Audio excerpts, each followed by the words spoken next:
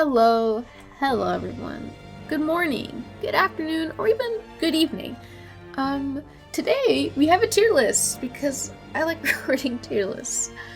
So what is this kind of tier list? Well, basically here we have everything that I either watched or played or read, I don't know, I can't think of that word, throughout this year. And obviously, right now, it's not the end of the year already, as in it's not like the day before 2025, at least when I'm recording this. So there's a chance I might finish maybe a couple more things before the year ends.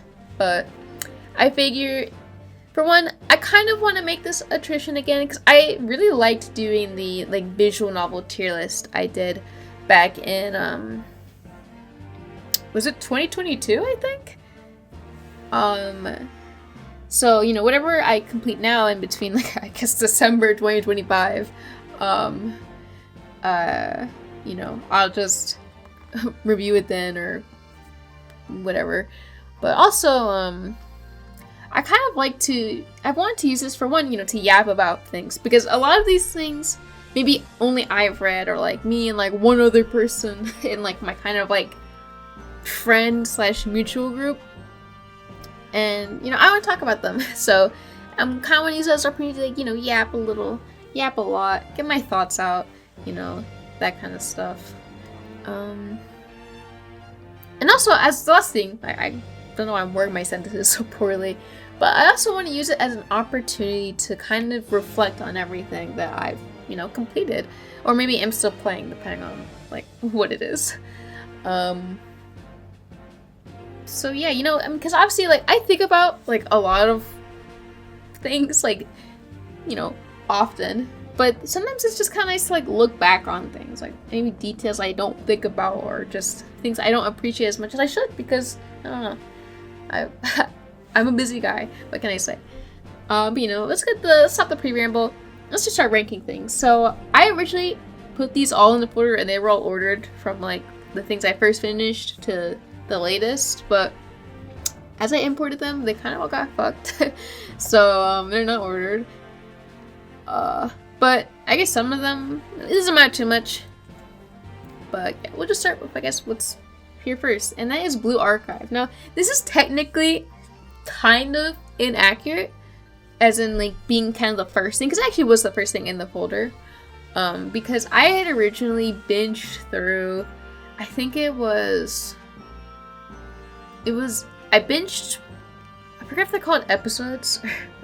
Are they called episodes? Parts? I think, whatever. I binged, through the first arc and the second arc relatively, quickly. And, yeah, I binged through those. And I got through a bit of chapter 3, but I never finished it, and I kind of just got distracted with other things. Because it was around the time that school was starting back up in January. So I just kind of got distracted with school and other things that I was going through at the time. So I didn't really finish it. But later that year, or later this year, I should say, I had finally completed it. And I went through, I guess technically it's still ongoing and I'm not caught up. I think the latest thing I finished was the, obviously the kind of part F, episode F, final arc, quote unquote. But I know since then they've released, I think, another episode or another part to, I think it's chapter 4. So, obviously I'm not, since then there's that, I think another thing for part 1. So, obviously I can't include that in my rating, but, yeah, it's still something I still left it as the first thing because I didn't be asked to kind of account for that. And not that it really matters anyway. But anyway, let's talk about Blue Archive. So obviously, I primarily played it because of Mika, and because if it's not maybe obvious due to Alicia, I've grown to become very fond of specifically pink hair anime girls lately. Over the past year and a half, I guess. I just I don't know. I'm obsessed. What can I say? And Mika in particular. I mean, there's a couple pretty cute pink girls in Blue Archive, and also a lot of really cute girls in general. But that's beside the point. We're talking about Mika. But in particular, she kind of had this, the whole pink and white aesthetic, which is pretty similar to, one of Alicia's, like, forms or, like, outfits. So I was like, there's kind of, like, there's, like, a slight correlation between those two, like, aesthetically, that it made me really want to play it just for her, pretty much. Like, I won't deny it, okay? I did. And, obviously, I'm really happy I did, because I really liked it. I really, really liked it. Let's see. What do I like about it? Obviously, part 1 and I think it's chapters. Whatever. Chapter 1 and 2, they're both very fun. And I'm not gonna speak. I know episode 1 at least got more like content, I think. So not taking that into account. Obviously, like, I thought the first 2 like arcs, they were fine. They were pretty cute. They're very cozy. Like, I can see the appeal in them for sure. And I wouldn't say I dislike them or anything like that. I like them. Obviously, or I would have dropped it. But, I don't feel very strongly about them. But, obviously, how they're cute. They're very cute. And, characters like Shuriko and stuff are cute. And, how it introduces, like, Hifumi for the later arcs. It's cute. It's cute. But, the biggest standout to me was definitely chapter 3. I guess I'll just call it the Mika arc.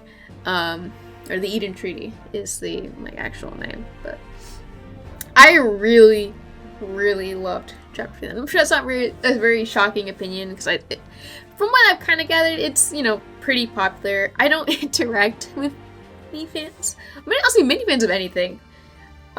So my perception of things is going to always be skewed, but from what I've done, it is pretty popular, and yeah, I really loved it. It just genuinely ended up being one of my favorite arcs ever, and I love Mika like a lot. Like, she's genuinely the exact. I kind of think about my order of like top 10 characters decently often, just because I like to think about them. So it's just kind of fun to try and rank things in my head. Mainly, my main excuse is that whenever I'm on the treadmill, I need shit to do, so I'll just do shit like, rank things. I like think to myself about random shit, because like, what else am I gonna do? Anyway. Obviously, a big part in why the arc is my favorite is because of Mika. And, she's not the only really good thing about the arc. Like, I think pretty much all the individual parts are really good too. Like the, oh my god, I can't. Sarori? Was that her name? Dude, I was like a fake fan. I'm sorry. It's been a couple months. I'm sorry. I don't think about the other girls too much. But like, there's obviously the stuff with Hifumi, Koharu, like that makeup work club. Like, that whole gang is great. All of the like individual parts are great too. And like, I can understand someone having it as their favorite arc and not having Mika as their favorite character.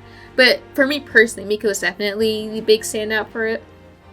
Because, I don't know, I just really loved her writing. And I loved that,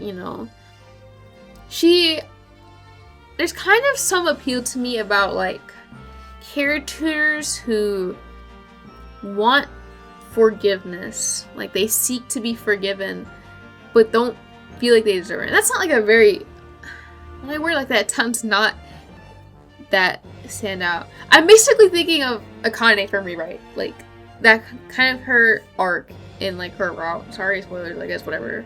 She's cool.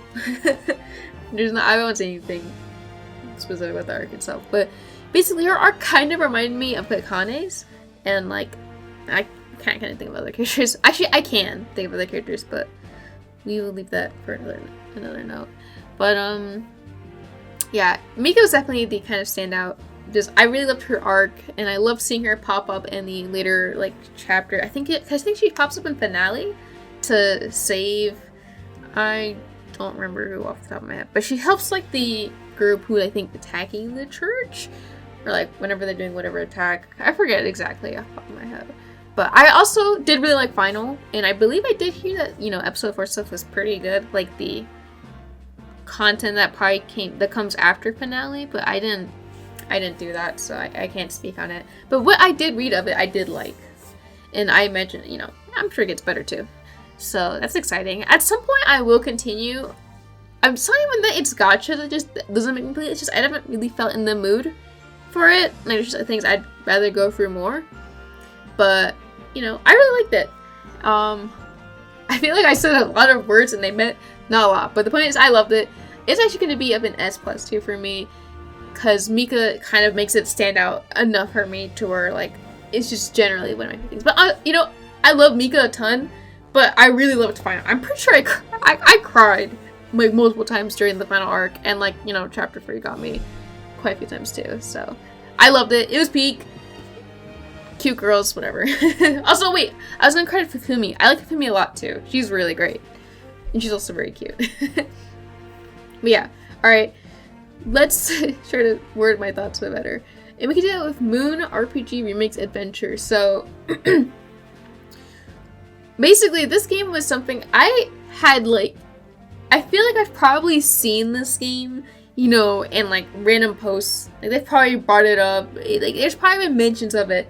But I never, like, knew what it was until, like, early this year, because a Let's Play channel, I guess they stream more now, but they had streamed this game, and I was like, wow, this game looks sick, because it's basically by the people who later on made Tulip, or at least, like, the main director guy, and I think a decent amount of the same staff. But for those who don't know what Tulip is, it's a game where you kiss everyone, and the goal of the game is to spread love and kiss, and this game is the same thing. And while I haven't beaten Tulip, because I'm a fake fan, I'm sorry, I watched an LP of it. Like, it's been in my bedtime noise cycle playlist that I just watched. Like, I have, like, an LP of Tulip, and so I'm pretty familiar with the game, even though I've never played it. Now, obviously, it's not here. Like, I wouldn't rank it because I haven't played it myself. But in terms of just, like, stuff about the game, I'm pretty familiar with it, and I really like it.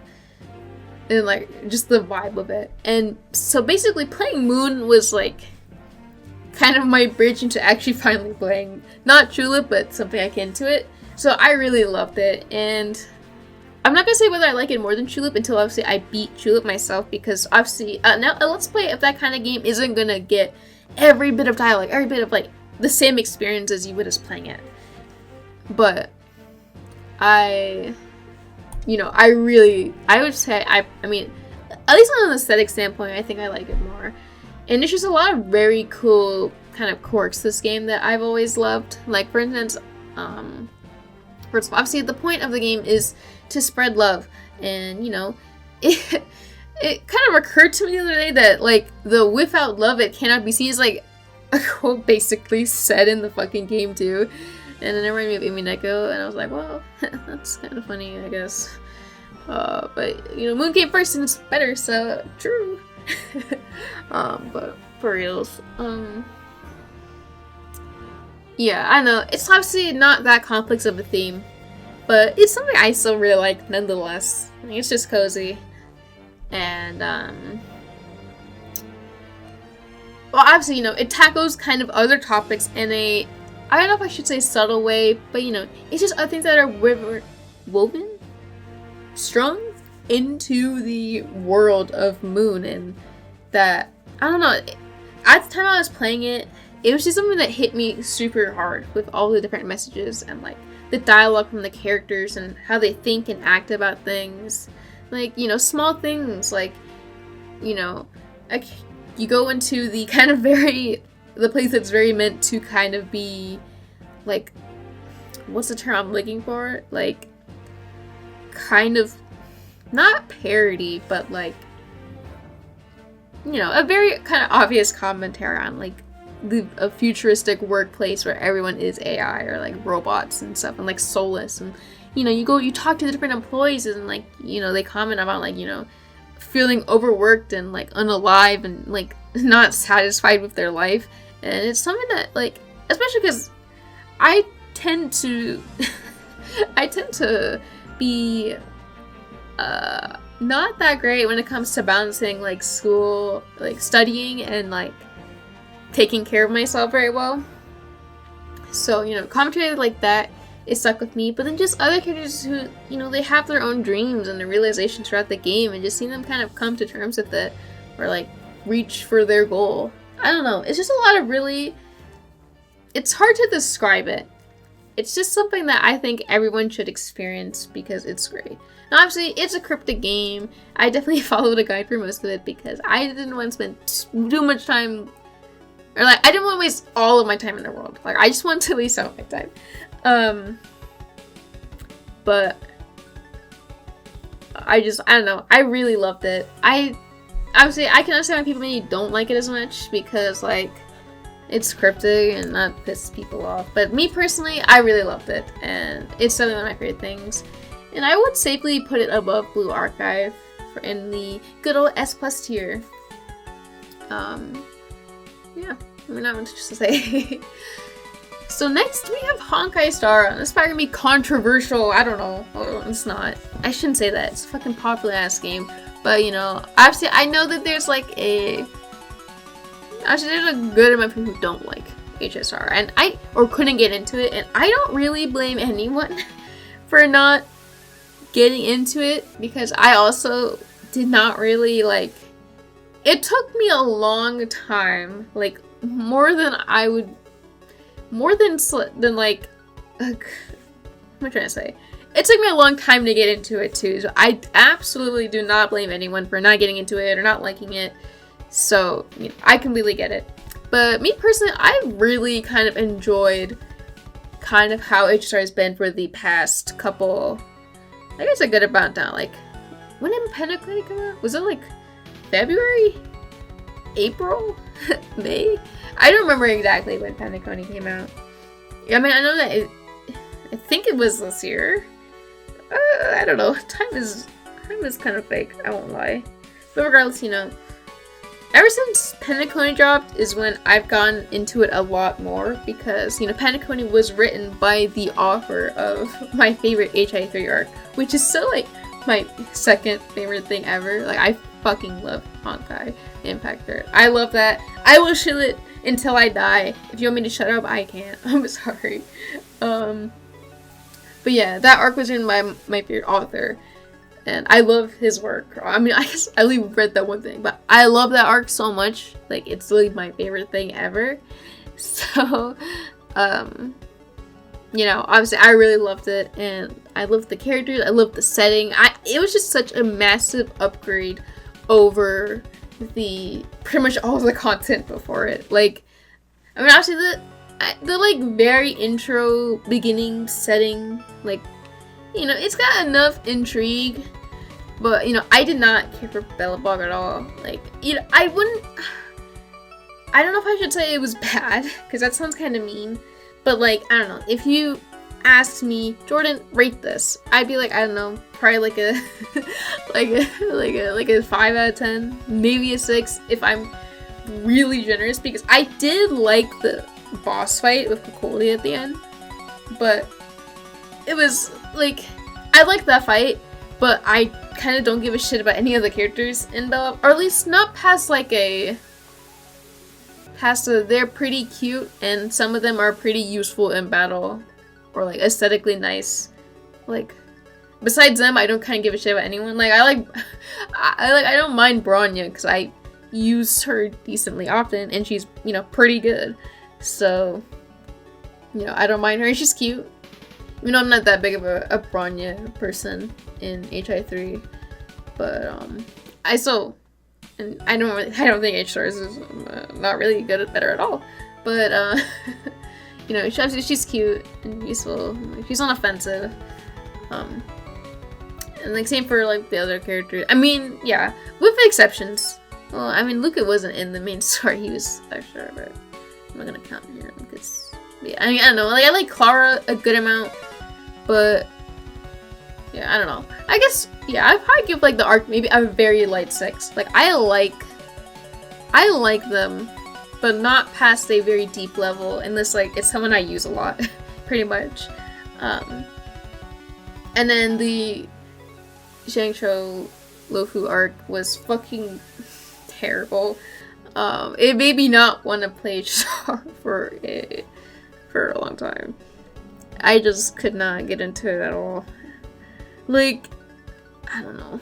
Like, I think there's definitely like cool concepts in there, and like if you were to look at it at the lens of, oh, this is the first arc, like this is the first part of a branching storyline for that like planet, then it's probably it might not be the worst thing ever. I still think it's shit though, but like, you know, it may like age better, but I still think it's kind of shit. Like like a very strong 4 out of 10 for me.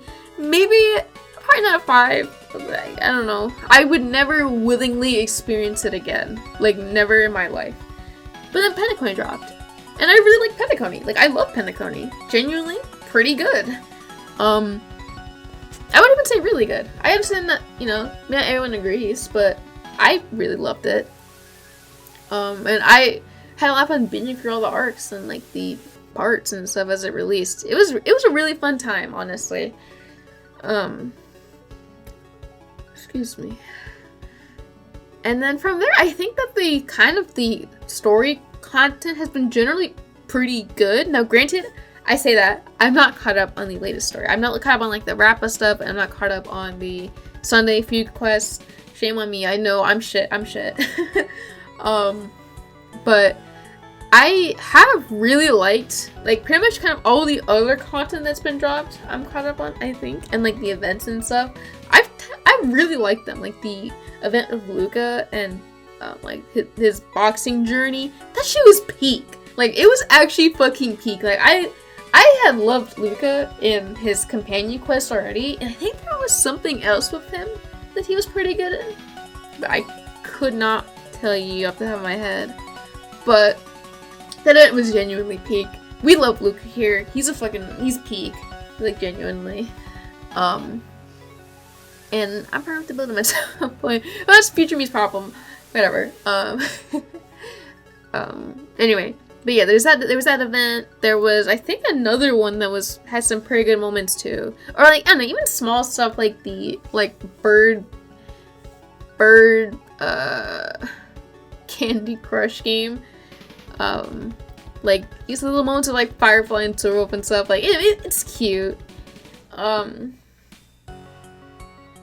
But yeah, I don't know. And I think there was something else that I cannot remember. Oh, obviously the Fei Xiao stuff, like the whole kind of arc that came after, like the Penacony epilogue, and like, oh, the March event. There we go. That's what it was. Yeah, the March event. Those are both genuinely pretty good. Like, I really love both of them. I kind of forget the exact order of like events and the timeline of it all, because I waited until the last day to finish the March event, or like the last last week, I think. And I think I had mixed the story quest in between that, so my time is kind of fucked. But I really liked that event. It made me love characters like Yangqing and Yunli, who I low-key regret skipping now because of it. But yeah, I really loved Yangqing, Yunli, Fei Xiao, Zhao Chou. It made March grow on me a lot, low-key, and yeah, it made that arc in general. I really loved it. It was great. Also, I liked Fei Xiao too. Don't get me twisted. Don't get twisted. Yeah, it was great. But yeah, basically, that was a very long way to say, I think since Penacony, the story content things has generally been pretty good. And I assume the nail stuff is pretty good too. So I really enjoyed my time playing it. And I also happen to really enjoy the combat system. Obviously, it's just turn-based, and it's not like the most like strategy intensive, mind blowing. You need to activate every neuron in your brain to work, but I think it's really fun. It's definitely grown on me a lot, and it's probably because I have a lot of like characters and stuff like that, and I don't know. It's really fun. Like, it's really enjoyable to play it through, and like for a long time I've kind of been like, I like Genshin's combat system more, but like by long shot, but HR's story stuff is better. I've kind of come to the point where like I think obviously they both do very different things, right? But like I think mechanically like Genshin combat will always be amazing to me, but it never does anything good with that combat system that they created. Like none of the content is particularly challenging, or like it doesn't feel good to beat any of it. Like it's fun because the gameplay, like I don't know, building teams up is fun, but there's like nothing good for it. Like I like Abyss a lot, like genuinely, but Metro Infinity is fucking dog shit, and like nothing else is even really challenging at all. It doesn't like reward like hyper investing in people, or like not hyper investing. I don't know. It just doesn't reward being really good at the game, I guess. Obviously, Genshin's not hard, but I wish it was just more hard content, I guess. But I mean, at least HSR, I really like how it has multiple game modes and like multiple places you can use all your characters that you build, and like it feels really satisfying to have people like usable, and like it feels good to be content. And I've kind of come to the point where I guess like I honestly do kind of prefer HSR gameplay. Like I don't know, it's probably more so just how they have treated their content. But yeah, and I'm really excited for next stuff too. The 3.0 story stuff, I think is genuinely, I have a lot of hope in it, and obviously for one, the story quality's been pretty good, so it's probably gonna be good. But also the fact that it references the fucking 13 flame chasers from like Honkai and Peck Third, and like it has Kevin and Alicia. Like I'm so fucking excited for it. You guys have no fucking idea. I'm so excited. I will be there no matter what. And also stuff like people like Herda and stuff, and like Rowan May. Like oh my god, I'm excited. I'm seated. But yeah, basically, I completely understand if you couldn't get into HSR and if you don't like it. I completely get it. But me personally, I really like it. I'm not too sure whether I want to put it in like top of A or maybe like a bottom of S game. It's kind of hard just because of how stinky the first like 2.5 arcs are. But I do think that lately, genuinely, it's been a lot of fun, and I really enjoyed all the story content. So I'll leave it, because like this is basically 10 out of 10 for me, or like a million out of 10. This is probably going to be me for like like maybe 9s, or probably not strong 8s, because I think 8's like the definition of like an 8 tier. But or maybe, I don't know. We'll see. This is why we're doing this show, so I can think about how much I like things. But I think for now, I'll put it at, it'll probably end up being maybe a bottom of S, but we'll see. So next on this we have Octopath Traveler, and I low-key kind of forgot I played this game this year. But let's talk about it. First of all, it's aesthetically always been a game I've really loved. It was probably why I wanted it in the first place. I really love that. I really love pixel aesthetic, and like there's like I guess I don't know how popular it is to say nowadays, but there's definitely like the group of people who are like they're so nostalgia blinded by things that were like they prefer sprite aesthetic over everything. I low-key kind of fall into that, if we're gonna be a little honest. Obviously, not literally every single time, but like I just really love pixel aesthetic. I always think it's aged so perfectly, and I like the kind of aesthetic it went for in this game. And I don't know, it just looks really good. Does this have all the games? I just realized. This is just a music thing. Okay, well that is. Yeah, what the heck? Well, whatever. I'll add it in. I'll add it in. Maybe post. I'll like edit it in and whatever. Anyway, sorry, I got sidetracked because I didn't see a game I was supposed to put on. What do we got? Octopath Traveler. It's a pretty alright game, I think. Aesthetically, it's great. OST wise, I don't know if it was just because over the course of playing it, I got kind of burnt out on the music, or if it's just actually kind of an OST skill issue. I don't know. Obviously, it's not bad. It's not a bad OST, and I think it's, like, the boss song in particular I really like. Like, I find pretty catchy, but all those things kind of blended in my head a bit, admittedly.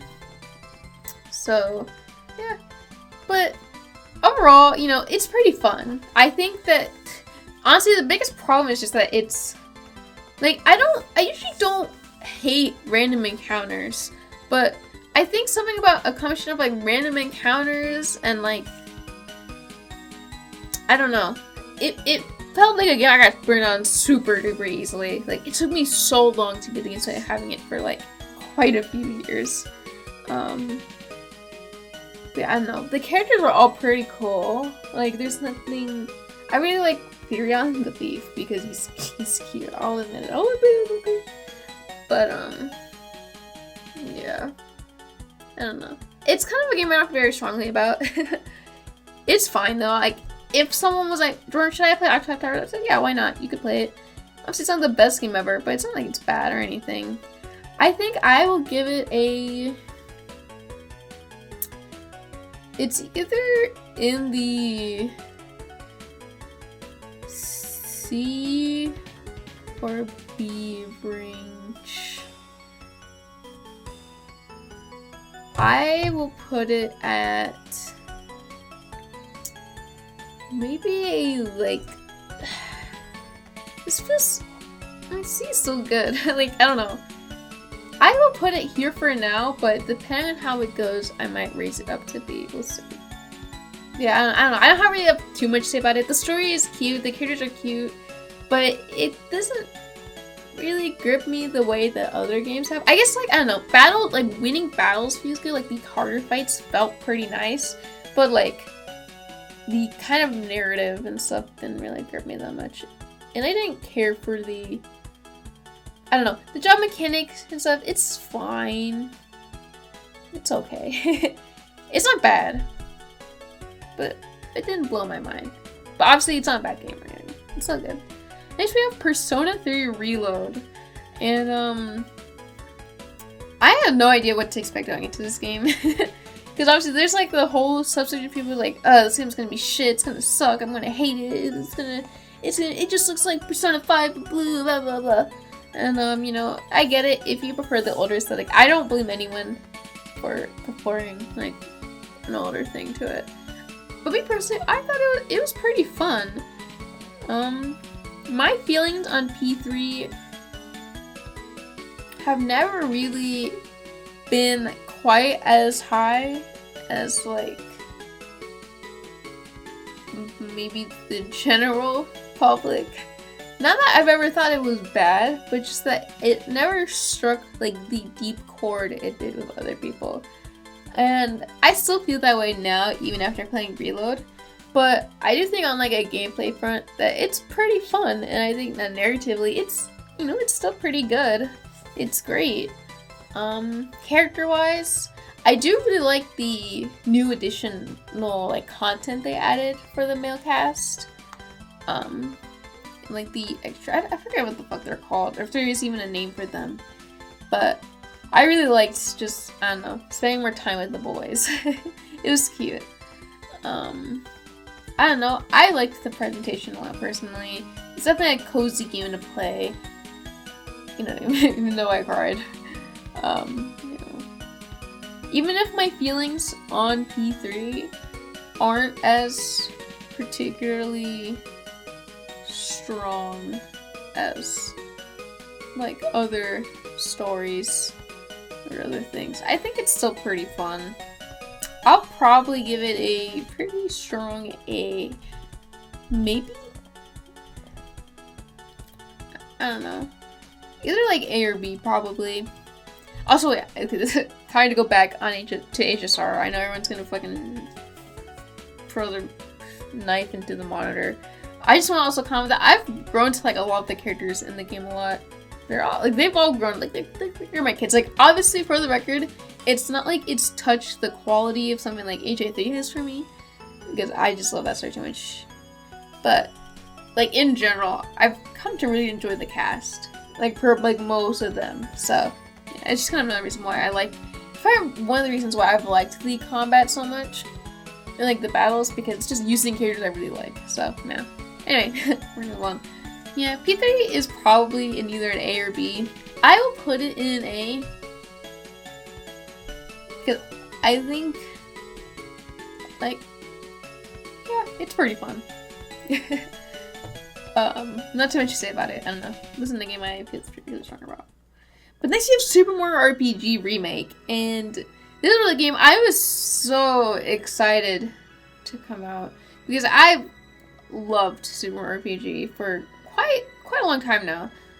I've beaten the original, you know, I think at least like 3 or 4 times, and you know, done not 100% because I never get like stuff like all the coins or whatever.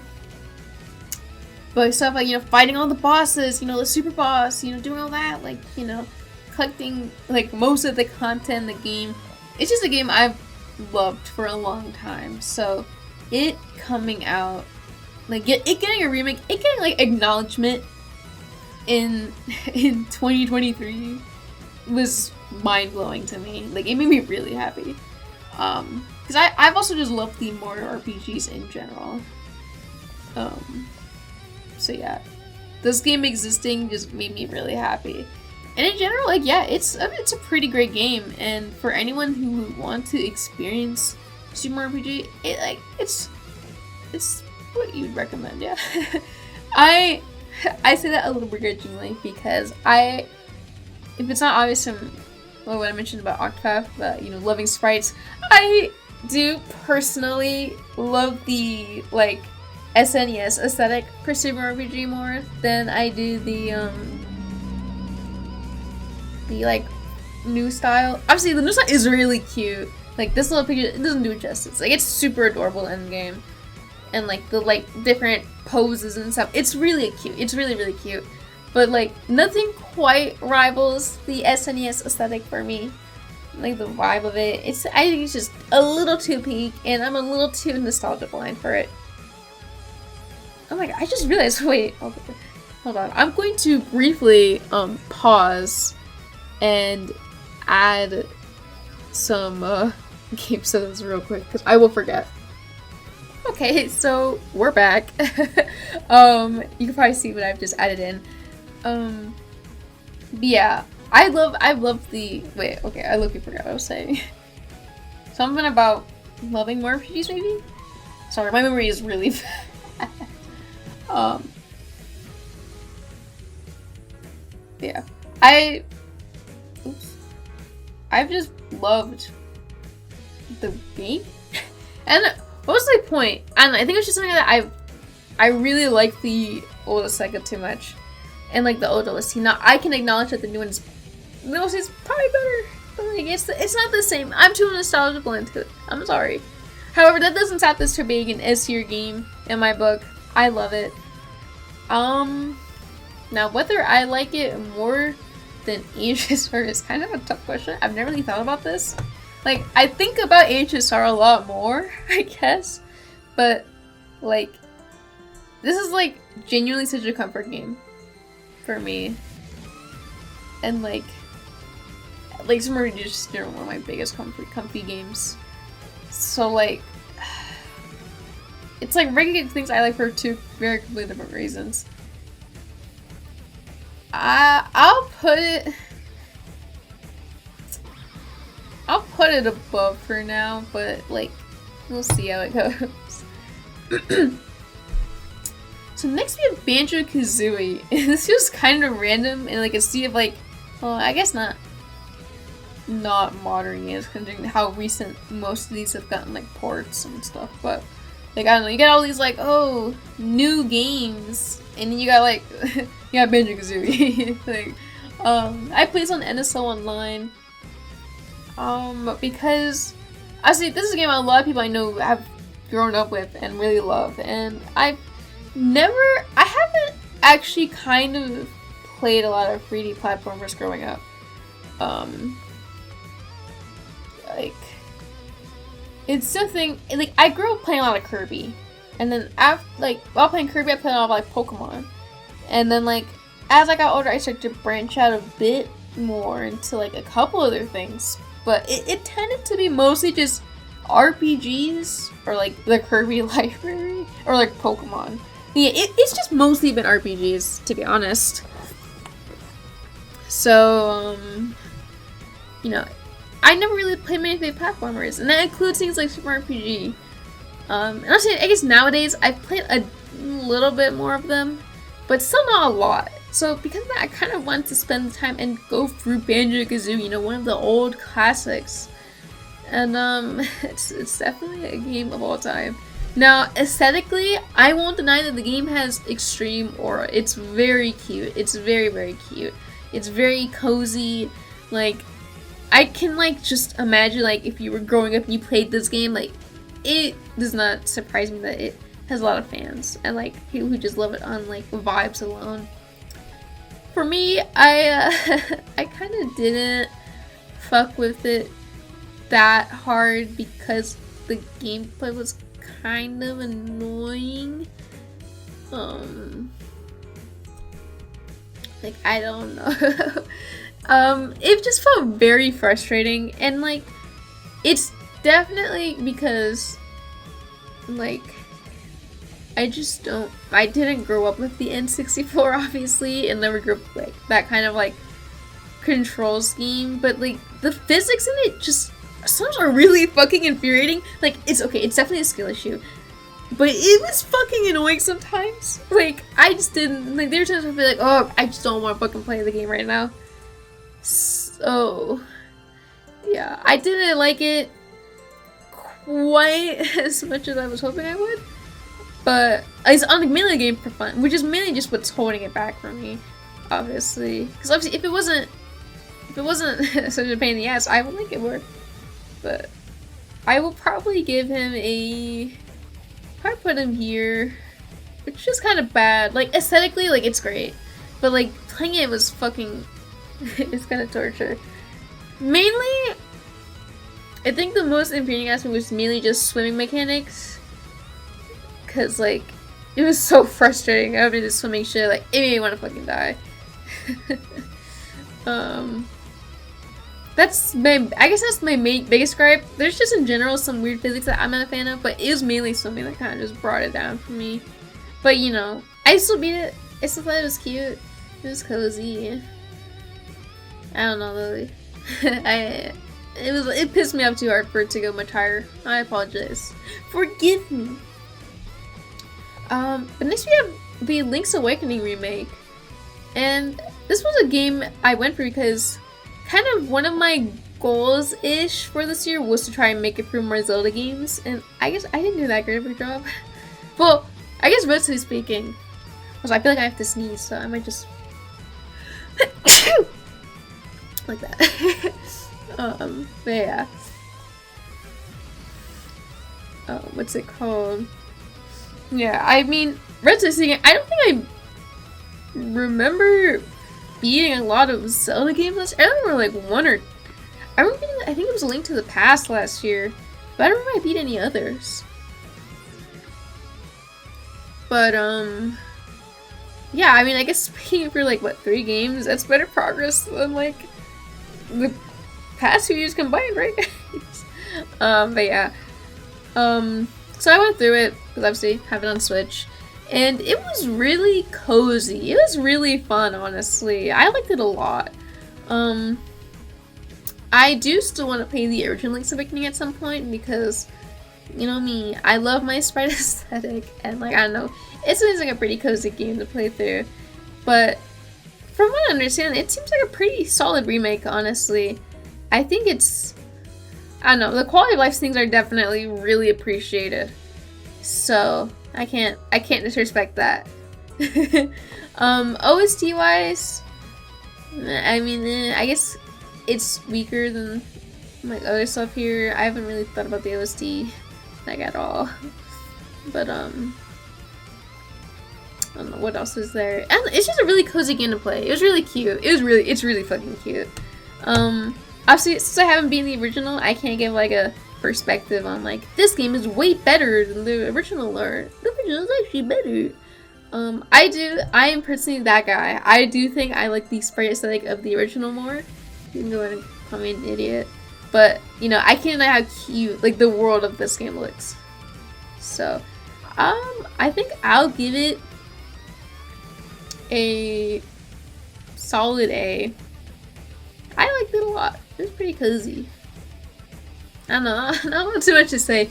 I swear, there's gonna be things where I have more things to say. I promise, I promise, I promise. Next, this is, I believe, the summer. Oh, this was, I did not register, sorry. This is, I believe, the summer that you were there. Something like that. It's a fairly short manga. I finished it in a day, and it was a very disastrous day because I cried. I cried so much at the end. It's Yuri, and it's very sad and upsetting. But I did enjoy it quite a lot. It obviously, well, not obviously, this sounds mean. It wasn't something that, like, stuck with me. Like, I didn't think about it every day after I finished it like I have with other things. But it was something that, you know, I went through, and it moved me. You know, it kind of made me think about, you know, to embrace my time and, like, embrace what I'm doing and, like, take better care of myself, I guess. You know, thoughts like that. It was something that, I don't want to say it opened my eyes, but it made me think about myself quite a bit, and I do still appreciate that. And, you know, it's short, it's sweet, it hurt, but I did really enjoy it, and if anyone wanted a recommendation, you should read it. It's great. I think I will put it at probably an A. I don't think it has reached quite the same level of, like, brain infestation to make it into S, but I think I'll put it in A. I do really like it. Also, the art is really good. It's really good. And the girls are super cute, you know. Get that out of the way. But yeah. It made me cry. Next we have Sharon no Kuni. And this was a bean I kind of started on a complete whim. Because I really liked, I think it's Natsumi's design. I really liked her. I thought she was super cute. And I wanted to read it. And also because it kind of had the, like, cult classic feel to it. Like, it was something that seemed pretty beloved with people. And I'm really interested in trying it. And, what I got from it, I would not even know the synopsis. I went knowing nothing. I didn't expect for it to be very Grisaya adjacent in quite a few ways. I'll say a lot of ways, if I'm being honest. But, you know, it's a pretty interesting experience.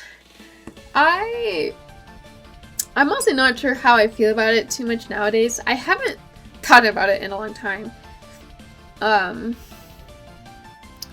What I do like about it. First of all, I really like the art style. I really like kind of 2000s, 2010s vibe. It's very cute. And I think the individual characters tend to be pretty good. I really liked Natsumi. I think her name is. And I was kind of surprised to see that, like, people be like, oh, she's too plain, she's too boring, blah, blah, blah, blah. But I don't know, maybe it's just because I did see aspects of myself in her in ways that I probably won't elaborate.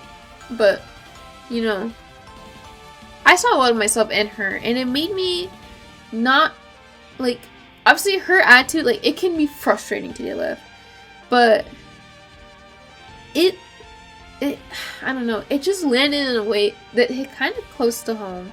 So I do still really like her. I loved her a lot. The other girls, like Sachi, I like her for, I guess, kind of similar reasons too. She's great. Her arc is kind of similarly very frustrating to deal with, but, like, I think the payoff of it is genuinely pretty good. And the other girl, I can't remember her name. I don't know if it's Toka. I don't know if that's right or not. The purple hair girl, though. she's obviously, I think none of us like her, I don't know, but I actually liked her too. Like, obviously she's like her relationship with her mom, it's complicated, and like I get feeling a lot of people uncomfortable, and like I get it could have been explored maybe a bit better. It kind of reminds me a little bit of Air with Mizuzu and oh my god, I can't remember her name. What the fuck? I like her a lot too. But like the mom character in that VN. Like it kind of has a similar vibe, but I think in Air it's just done a lot better. Like in Air, oh my god, Air. That shit made me cry so bad. But yeah. It kind of has a similar vibe, but done worse. But I don't think it was bad. Like, I don't know. It's something I'm able to sympathize with a lot because of just my own natural conflicting emotions I've had growing up. Yeah. Anyway, I was just trying to think about the things I like. So I still really like the main girls. They're all pretty great. Obviously, Natsumi is my favorite. And like all the characters in general, they tend to be pretty cool. But narratively, I don't think it, like, I'm not gonna pretend like I think about Grisaia every day of my life or anything, but I think I tend to think a bit more about Grisaia as a whole, partially because I just think, you know, Yuji's obviously the fucking GOAT, but I think it executes, like, similar vibes in a more interesting way, like, the characters are a bit more interesting, generally speaking. Maybe it's mostly the protagonist I care more about, but, like, I don't know, like I like Kazuki and I like Michiru a lot, like a lot. Like comparison from this game, I only super care about Natsumi the most. I like Natsumi a lot, but you know, I still thought it was pretty good. I think I would give it either a very high B or like a low A. Because, you know, talking about Natsumi did remind me that I did really like her. But I don't know if my, like, love for her can bring it up. Like, if it still ranges around here, or if it's maybe at the bottom up here. I think I will keep it in B for now, and maybe raise it at a later point. Next, okay, I can't remember the name of this manga. It's an experience. I'll put the name on the screen somewhere. I don't know. It's like Kimi ga... I don't remember the English name. Hold on, I think I can find it very quickly on my phone. Let me at least look a little bit more knowledgeable about this shit I'm yapping about. Alright, hold on, I'm opening my analyst. Wow. If it could load any faster, please.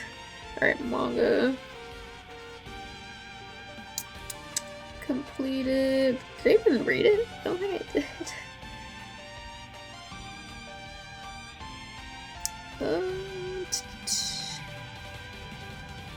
Okay, it's Hitanai Kimi ga Ichiban Kawaii. I think. Is there a, like, where's the English name? Let me see if I can see if I find on desktop mode.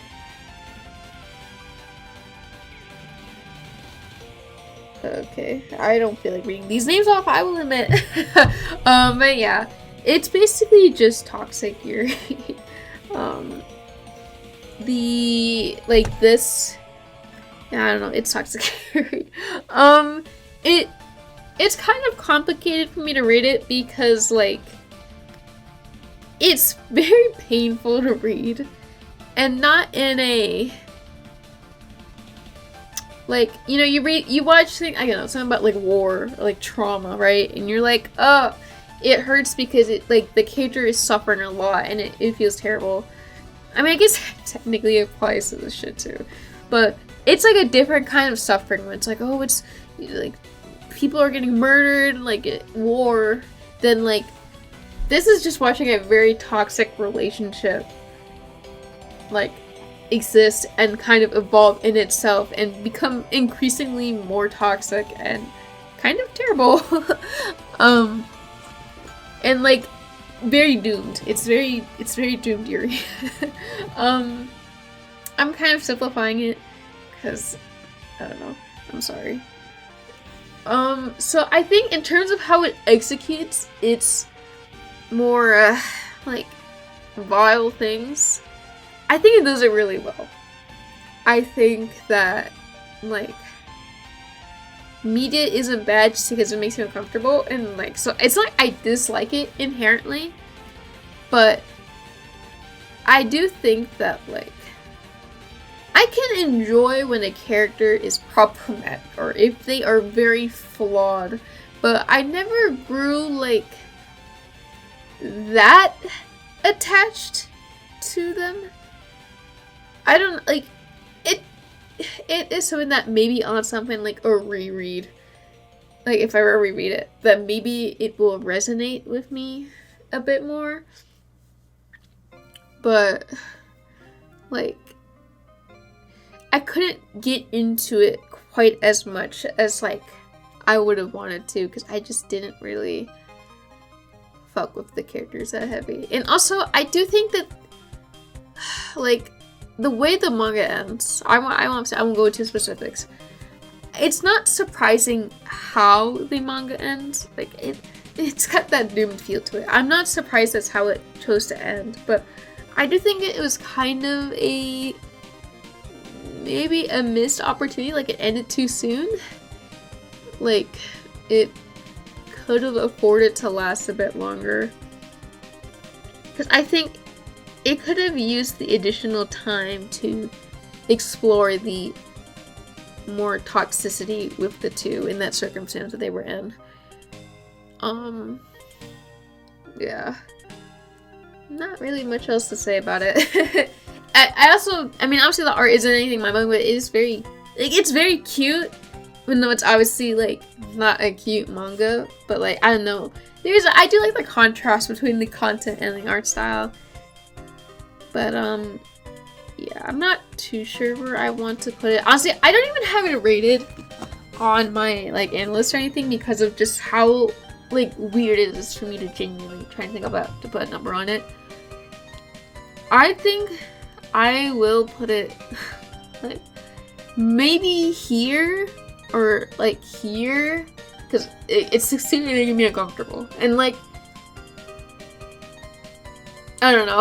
I have to give credit for that. Like, it made me so uncomfortable. And like, I feel like something like, oh, nothing in media bothers me. But no, I'm not perfect. But yeah. I'll leave it there for now. And I'll, think about if I move it. Like, it could go here too. But like, I kind of gotta respect the hustle it has. So next, this is the Honkai Impact 3rd OVA. I believe it's just called Golden Courtyard. And, I'm with this here. You know, gotta have the wife in the top of the tier. I guess for real, it's only like 2 episodes, I think it is. And they're like 30 minutes, 25 minutes. It's not that long of content. It might even be shorter, low-key. But I love the 13 Flame Chasers. The kind of... I think partially why I love it so much is because the, like, Elysian Everlasting, whatever you want to call that full arc together, is genuinely probably, I mean, there's a later arc in a game that we will get to at some point that might be my contender, quote unquote, for my individual kind of very, like, arc, so to speak. But anyway, besides that one exception, or like that one thing that we'll get to, the Elysium Everlasting arc is probably just genuinely my favorite thing ever. So, I pretty much throw this in that same, like, branch of all the content for that arc. So, naturally, I love it a lot. Now, is that cheating? Yeah, it is. And, like, realistically, like, if I had to place it somewhere, it might be, like, I don't know, like, maybe bottom of S plus? Like, I don't know. But, like, even ignoring my bias, obviously, well, no, my bias is the point. That's why we're making this. But like these characters, the 13 Flame Chasers, they just mean everything to me. I just love the cast so much, and you know, knowing the tragic fate of them and like how their story goes, like seeing them happy and like, I don't know, their bond together is just, it fucking breaks my fucking soul. It's very cute. It makes me really happy. It comfort characters, even though they are not very comforted at all. It's just something I love dearly. Like I cried watching the like last episode or so. Like it got me fucked up. I'll admit. So yeah, I think like as a standalone, I should probably put it like not like here, but like I honestly like it's pretty much Mika stuff versus Alicia, and they're both my wives. Like you're my pink hair girlies. I also need to drink water. Holy fuck.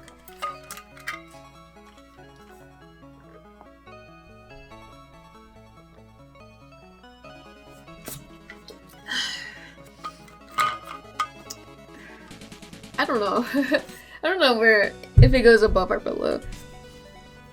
I guess realistically it should probably go below, just because like Blue Heart still has Mika stuff, but then also like Finale and like other content I really loved. Well, this is, I mean, sure doesn't mean it has to be in the universe, but I think generally like I would probably put Blue Heart above it.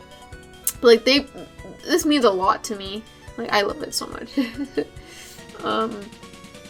Yeah. So here next we have Black Souls 1, and obviously this is a game I really like a lot.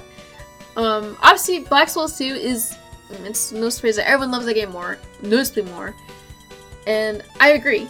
I definitely agree. But I do want to, I guess, kind of comment on like Black Souls 1 has honestly grown on me quite a bit. Like, obviously, it too is still a massive upgrade, but I found myself looking back pretty fondly on the characters, like the different heroines in Black Souls 1, like, pretty fondly. I think I just said that already, but I don't know. I look back on it, and I'm like, yeah, I like that game a lot. Obviously, gameplay-wise, it has its issues, it has its annoyances, but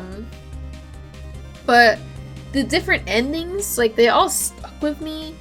Characters, like, the different endings are fucked. But obviously that builds on the appeal of it, and it makes going into Black Souls 2 even more painful. Like, Black Souls 2 wouldn't be as good as it is, at least in my humble opinion, without Black Souls 1. So, like, I still appreciate it just for that, too. But, you know, I don't know, it's just fun. I don't know. Is there anything in particular I want to comment on? I really like the vibe it has, too. Like, I mean, obviously, it's an RPG Maker game. It's not like it's a very... It's like it's something like, I don't know, like Omori or like Yume Nikki, where, like, the vibe is completely... I mean, I shouldn't call you Omori, like, off the walls, because that makes it sound a lot more, like, dramatic. Well, obviously, you know, I think Omori, like... You know, that, like, the Dreamscape is a pretty unique atmosphere and, like, vibe for a game compared to, I don't know, like, other stuff, like, just very generally speaking. Like, I don't think Black Souls has quite the same vibe like that, but something about it, it still clicks pretty hard. I don't know. I like it. I like it a lot. It's probably gonna go maybe at the top of A for me. I mean, I guess I don't know where in A it'll go. It'll depend on all this shit, obviously. But, I did really like it. Like, I still really like it. Also, I like Red Hood a lot, and she's the GOAT, so, yeah. Yeah. Not too much to say. I like the endings a lot, too. So next we have Zelda: A Link Between Worlds. And obviously, like Link's Awakening, this was part of my goal. You know, I want to play more Zelda, and Link Between Worlds has always been something I had on my 3DS for fucking ever, but I just never played it. And I was like, let's finally go through it, because in case you're not aware, I really love A Link to the Past. Like, I fucking love A Link to the Past. Majora's Mask is probably my... Okay, I guess granted, my opinion on Zelda games isn't, like, that worthwhile, because I haven't beat games like Twilight Princess or Wind Waker, and I guess obviously Breath of the Wild and the second and the sequel. And those are pretty big games. Like, it could, my opinion may change in the future. I wouldn't be surprised, especially with Wind Waker. I felt like that game a lot. I mean, I've played a decent bit of it already, but I want to sit through and probably beat it one day. Anyway, besides the point, and my opinion on Zelda games isn't that, like, insanely noteworthy, but, like, A Link to the Past has always been, like, my second favorite Zelda game ever since I beat it, and just generally, like, a game I adore. So, this is basically A Link to the Past, but, like, I forget what they call it. I forget if it's, like, a spiritual successor, or, like, a more specific term, like, a remake that takes liberties with it. I forget exactly. Because it's not quite the same as, like, what Tulip is to Moon, but it's, like, it's still mostly Link to the Past, but with new... You know what I mean, guys. I'm sorry. I think maybe spiritual successor is the phrase I'm looking for, though. But regardless, I knew it was very closely tied to Link to the Past, and, you know, that made me want to play it. So, I played it. And I did really like it. It's like... I expected I would like it, but I liked it a lot more than I was expecting. It was really fucking fun. It was just really cozy, and I thought, like, the different dungeons, the different mechanics, the different, like, weapons and stuff, they were all really fun to mess around with. It was really great. The OST, I don't really remember much of it. That's a skill issue on my part, though, 'cause I just don't listen to Zelda music that much. Because I usually, like, video game music I listen to is mostly on Spotify, and I see there's not much, like, there's barely any. I think there's no official Nintendo stuff on Spotify. It's also just covers and stuff, and I don't really have any covers of it, so. But yeah, I think the feel of the game is really fun. It goes super fast. It's just great. It's just a really, really great game. Yeah, not too much to say about it. I like A Link to the Past more because I'm toxic, but I still really like this game too. I think I would put it maybe like. Maybe here? Maybe. I think I like... Black Souls 1 is kind of carried by how much it, like, builds my appreciation for Black Souls 2. But, like, I think Link Between Worlds is probably the better standalone game. But, like, I still like Black Souls 1. It's my toxic trait, maybe. But, I don't know. This game is really fun. Where would I put it here? Maybe like this? Obviously, comparing like different mediums and stuff is really fucking hard. Especially, I mean, I don't know. Link Between Worlds was like maybe like a 10-15 hour game, and this is like a manga I read like in like 2 hours maybe, 2-3. And obviously, like the links don't matter that much because like, oh, you can see that for a movie, but it's still like it's just different, very different experiences going through them too. So it's hard to compare. But yeah, I don't know. I liked it a lot. And I guess, yeah, I do like it more than like the Link's Awakening remake. Next we have Ace Attorney in plus 80s. I'm not too sure how far I'll go because we're already at like an hour.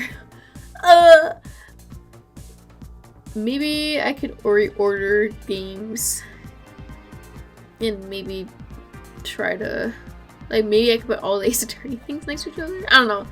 Because my order is already fucked. So it doesn't matter too much. But, yeah. Next we have Phoenix Wright Ace Attorney. Obviously the first Ace Attorney game. So, obviously, as you can see by the amount of games I played, I kind of ended up going on a kind of deep Ace Attorney binge. And it was unexpected. I didn't expect to go through it. I didn't expect to binge so hard on it. Because I don't want to say like, oh, I assumed the series would be ass, lol, because of, I don't know, superstition. Voices telling me that I should hate it because it's popular. I don't know. I just didn't have very high expectations for it. And I ended up being very pleasantly surprised by it, honestly. Obviously, the favorite games will come quite a bit later, but, you know, on its own, like, these games, I was very surprised of how much I liked this trilogy here. What do I think about the first game? I think obviously, it's not a very mind-blowing game, and in my overall rankings, it's not too high, but I do think it has a very simple, like, it's very short. Like, Rise from the Ashes is obviously very fucking long, but, like, it's still pretty short. Like, that last case is what boosts its playtime by, like, I don't know, like 5, 6, 10 hours. The other cases are relatively very short. It's like a 15-hour game until Rise of the Ashes, I think. But each of the cases I did honestly like quite a bit. You know, obviously the first and second cases are kind of, they're glorified tutorials, obviously, which for the record I don't mind, because obviously it helped ease me into the game better. But, you know, obviously they're not too mind-blowing, but they still had things I liked a lot about them, like things of Maya especially. I really love Maya. She's super great. And then, you know, the samurai case, I don't know, apparently people don't like it. I don't really get the hate. I mean, like, gameplay-wise, I get it. I don't really like many of the investigation segments in the Phoenix Wright trilogy, and, like, I get going back and forth on shit can be annoying, but, like, I thought the case itself was pretty fun. Like, I mainly like it, I guess, because of, like, Edgeworth and, like, him, I guess, showing more kindness to the, I don't know, just seeing more facets of his character is mainly what I like about it. But, you know, I still like anything with Maya. I love her shit is great. I love her. And up to the final case of Edgeworth. Well, not final. Is it Turn Out Goodbyes? Whatever. You know, it's almost Christmas. Very fitting. That's a good case too. It's great. That case is great. Rise from the Ashes is very good. I know, I've seen, it's definitely dragged out. You can say about most cases in Ace Attorney, probably. Not most, but, like, sometimes they are bloated, like, a bit. And, like, it's definitely a little bloated. And less of, like, the movie, the Blue Badger. Like, obviously, it has its flaws from, like, a gameplay perspective that kind of does maybe not hold back the narrative, but, like, it kind of can ruin the experience of it. But I'm, like, a very, like, story-wise, I still like it quite a bit. I mean, it's kind of, I mean, more positive than it is. I would probably give it a very solid B tier. Mostly, like, I don't know, I gotta be honest, I will say this out front now. Ever since I beat the Great Ace Attorney, I barely think about most things from the Ace Attorney trilogy. And I haven't beaten 5 and 6 yet, so I'm not gonna, I think that's why I'm not here. But I don't think about the trilogy that much anymore. There's still something that I still think about from time to time, obviously, especially because I like a shit ton of great Ace Attorney art. I still get fed a lot of Ace Attorney art too. So I get in, like, other Ace Attorney discussions. So, like, I see decent stuff for it all. I see stuff for it decently often, but it's not something I think about or, like, analyze that hard, because I spend that time with, like, on TGA instead. But it's definitely a game I had fun. I had a lot of fun with it, and it came at a nice point in my life too, because I played it during the summer when I was working at my retail job, and, like, it was nice having a game that, like, I could just come back to and feel very cozy with. and like binge through. It's very fun. I love visual novels. I love reading. I can sit and read for fucking 14 hours straight, even though I can't fucking study for like a minute. Like, I love to read visual novels. I mean, I know they're not, I mean, people get mad at you for calling them VNs. Because of the gameplay elements. I get it, don't get me wrong, but I do, you know, I kind of just, I treat them more as glorified VNs, generally speaking. So yeah. It was just very cozy. It was just a nice game to finish through. And obviously, you know, I'm talking more about like the story and stuff because that's what I will think about more. But I do also give credit to like just like the art style of it and like I always have loved the way that Ace Attorney does present things. I do think they peaked with the great Ace Attorney. They peaked with these games in every single way. I'm sorry. I'm already showing my bias. But I've always just loved the way Ace Attorney does like its presentation in regards to like different character portraits and like kind of like how characters relate to each other will like do similar poses and like animations and stuff, and like the music, like there's just a lot like aesthetically that makes Ace Attorney really great. To where like even if like narratively sometimes it's not that good or like that outstanding, well, no. How am I trying to word that? That sounds stupid. Basically, my point is just that like there's a lot to love like about the presentation for Ace Attorney 2 that makes it stand out in comparison to other things too. Like varying text speeds for character text and like how they make like the screen vibrate and like sound effects. It's just great on like an aesthetic front too, which definitely helps my appeal with it. But next we have Justice for All, and honestly, when I first played this game, I thought the shit was garbage. I thought it was hot ass. Like, I hated it. Then I kind of sat on it, and because it's like everyone's like, K3 is fucking dog shit. It's fucking terrible. This shit ruined my life. I hate it. And like, you know, I definitely agree. It sucks. Like, you know, you got it. It stinks. It's not that good. I'm sorry. It's not good. Or like, there's like elements of it that I do like, but for the most part, you know, yeah, I don't really care for it either. But it's definitely a game that I've come to like not have quite as big of a like hater mindset towards. Like, it's honestly growing on me.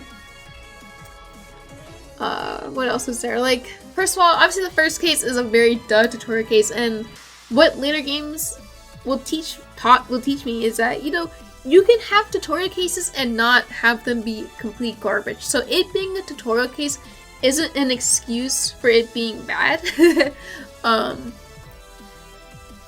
But obviously, you know, yeah, it's very just heavy-handed. Oh, we're teaching you how to play the game.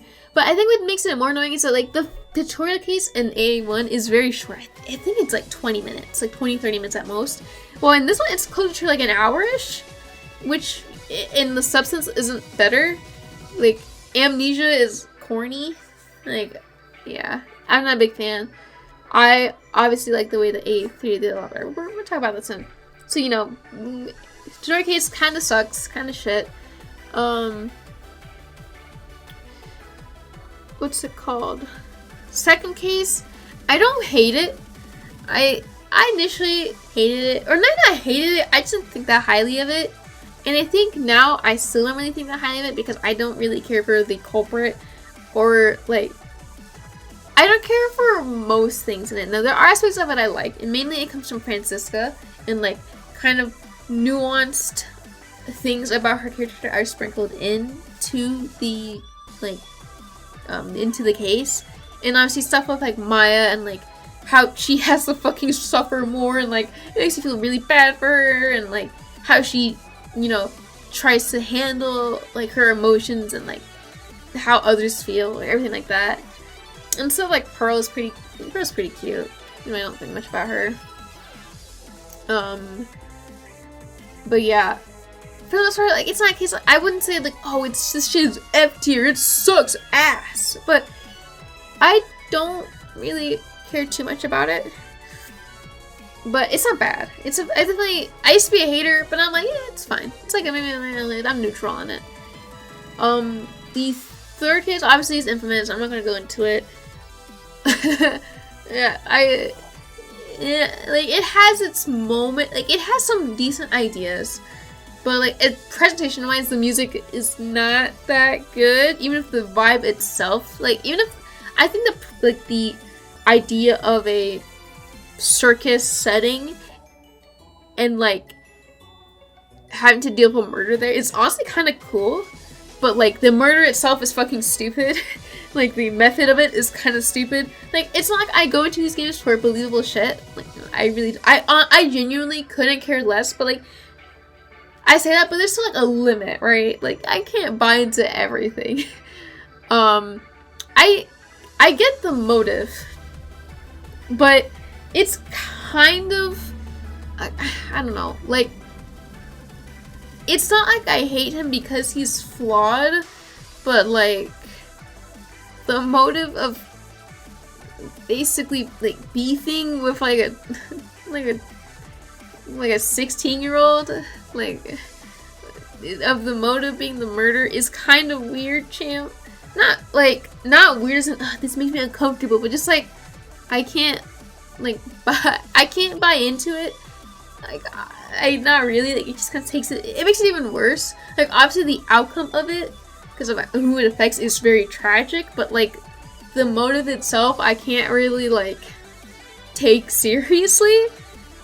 Like, I don't know, it's a little too stupid for me to really buy into. Like, granted, it's probably not, like, the absolute worst case ever. Like, I don't know. Like, I don't want to say it's overhated, because I do think, like, all of the criticism it does get, it makes sense. It makes a lot of sense. But I do think that, like, maybe it's hatred, like, it's bad aspects are overrun a bit. Like, you might go into it expecting it to be, like, a 1 out of 10 piece of fiction that you fucking melted your brain, but I didn't hate it that much. I just thought it was very stupid. Like, I don't know. This is basically a long-winded way to say, like, it's bad, but it's not, like, maybe as bad as you might think it might be if you haven't played it. And the final case, though, is genuinely pretty fucking peak. Like, the culprit is peak, the, like, I don't know if I should say motive, but, like, how it builds up to the true villain of the, villain of the case, like, how it makes Phoenix kind of get his shit rocked. The kind of facets of the characters it shows.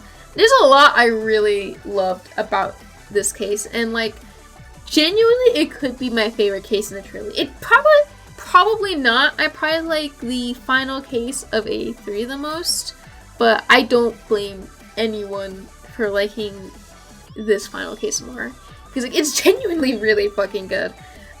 Obviously, you know, if, you know, there's probably logical problems with it, like, I don't give a shit. I have a lot of fun with it. And I remember, like, being on the edge of my seat the entire time. And the ending of the game itself, too, Francisca and Edgeworth, it's peak. It's peak. It's just genuinely really, like, that final case, like, the ending stretch is honestly fucking great. So, because of the final case leaving such a good impression on me, I'm kind of like, I guess I don't hate this game. I'm not too sure. It's probably gonna go maybe, like, I'm not sure where I will put it. I don't think... Okay, I think I'll put this here. It might be something like this, but I don't mind the game that much. Like, I mean, C isn't even a bad tier. Like, I don't know. Like, it's just so hard to rate because of, like, 3 out of the 4 cases I kind of don't give a shit about, and then one of those 3 is kind of ass. Well, I mean, the 3rd case is ass too, but, like, 30 is, like, especially bad. Or, like, especially, like, they're both shit. I'll fuck it. They're both shit. So, like, it's kind of hard to weigh my full opinion of it. But I think I'll put it here. Like, maybe top of C. It'll be top of C or maybe bottom of B. But, yeah. But next we have A3. This game it's beloved. I don't like it as much as maybe a lot of people do. Like, I think for people who maybe haven't touched the spinoffs, like maybe have only played the mainline games, like this is their magnum opus, their Roman Empire, and like I get it. I get the appeal for sure, and I love it. I love a lot of things about it too. Or like I really don't think that. Again, I have TJ bias, whatever. But even beyond that, right? Like there's a lot of things that does really well, and like seeing how it ties up kind of all the like things that were built upon from the first two games to in this game is great. I love things like the first case, how you get to play as Mia instead of like.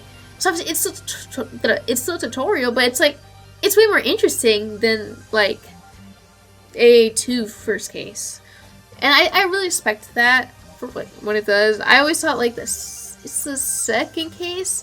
Second case is with Luke at me, right? I really liked him as like a spoilers culprit. Oh, act surprised, guys.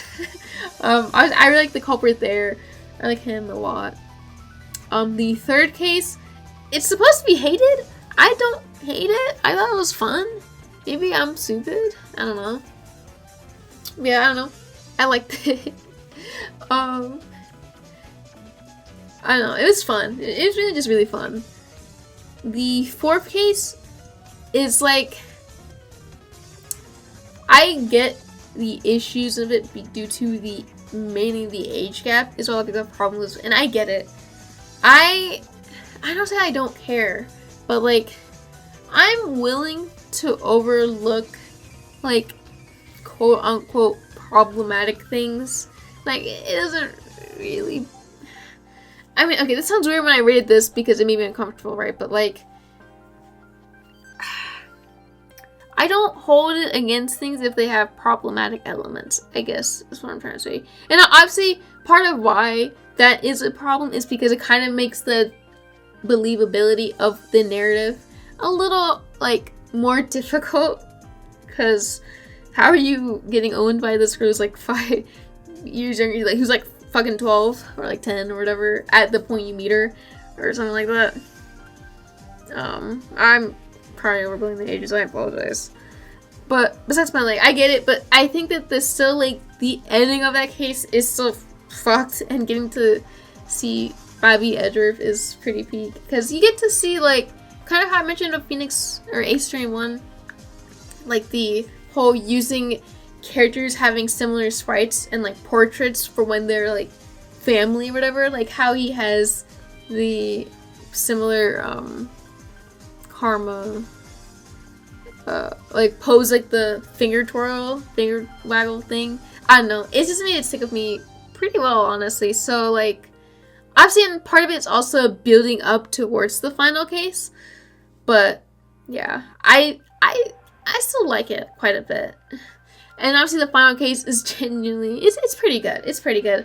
I think it struggles a bit from like very weird, believable, very hard to believe things, mainly involving the murder itself.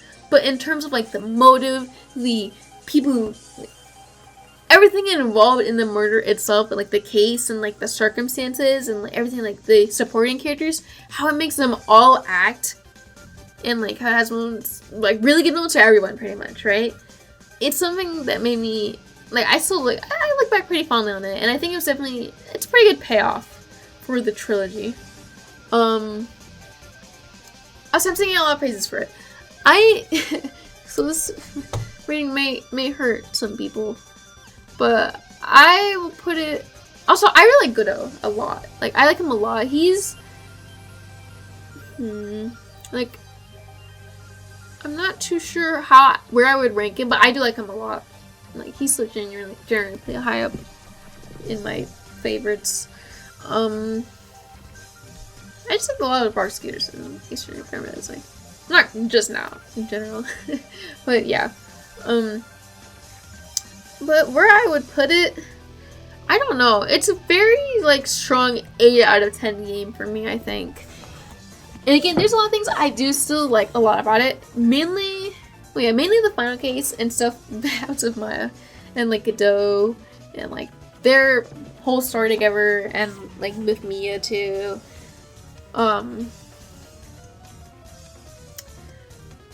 But I think I just haven't really, I don't know, it didn't, like there was a very big emotional payoff when I finished it, but it didn't like make me feel like, oh, this is peak cinema, best thing ever, this is going on my favorites ever list. Like I just thought it was pretty good. So yeah, where I would put it in A tier, I'm not too sure. Like maybe here? Again, and I'm not gonna repeat myself. You already know that rating things with team mediums is hard. But maybe like here-ish? Like I would probably say I like it, I like the narrative more than I like P3's narrative. And like how it completes the Phoenix Wright trilogy. Yeah. Next we have Hades. And this is a game that I like it kind of feels out of place out of a lot of games I've played. Cause like you think of me, you think of Jordan, me. You think of VN, silly,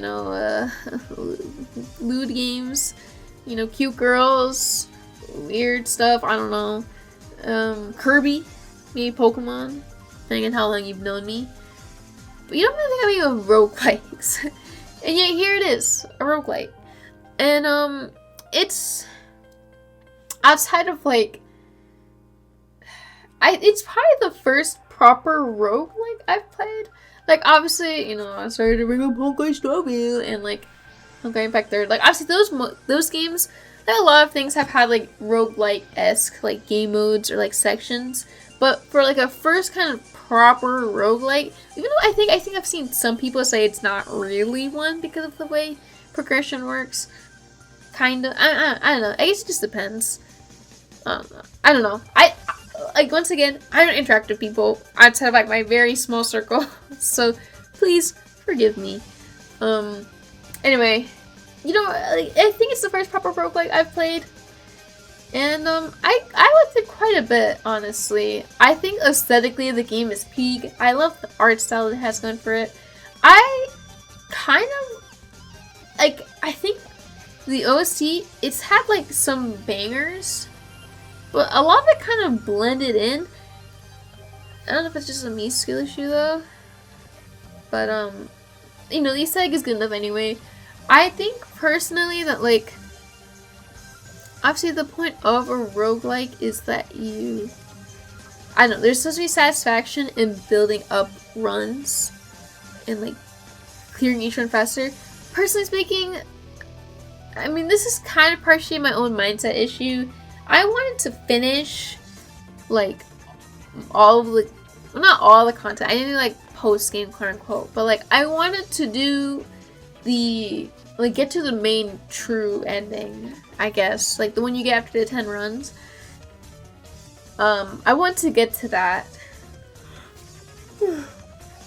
before I would move on to other games, because I don't know, I prefer to finish things before I start something else, generally speaking, although I'm kind of ass at that low-key. But at least for when it comes to like a video game, like I kind of went into like different sections, like maybe I'll have like an anime I'm working on and like maybe a manga and like a video game and like a VN or like a light novel. Like I might start multiple things like that, but in terms of like multiple things in like the same kind of medium, I try to finish things before I move on to another game, unless there's like, I don't know, exceptions. Like obviously like I'm always playing HSR or like Genshin. So like I think those are always ongoing, but you get the idea, right? I like to finish things, so I want to get the true ending. But that left me at the point where like I didn't get that much satisfaction after like the maybe 3rd or so run. Maybe 3rd is kind of low. I'd say maybe like the 4th or 5th. I think after the 5th basically is where I start to get really burnt out. And like it felt like a really big chore to finish the rest of the runs. Because like obviously there was part of us actually like, wow, I'm playing this faster and faster. This feels great. This is awesome.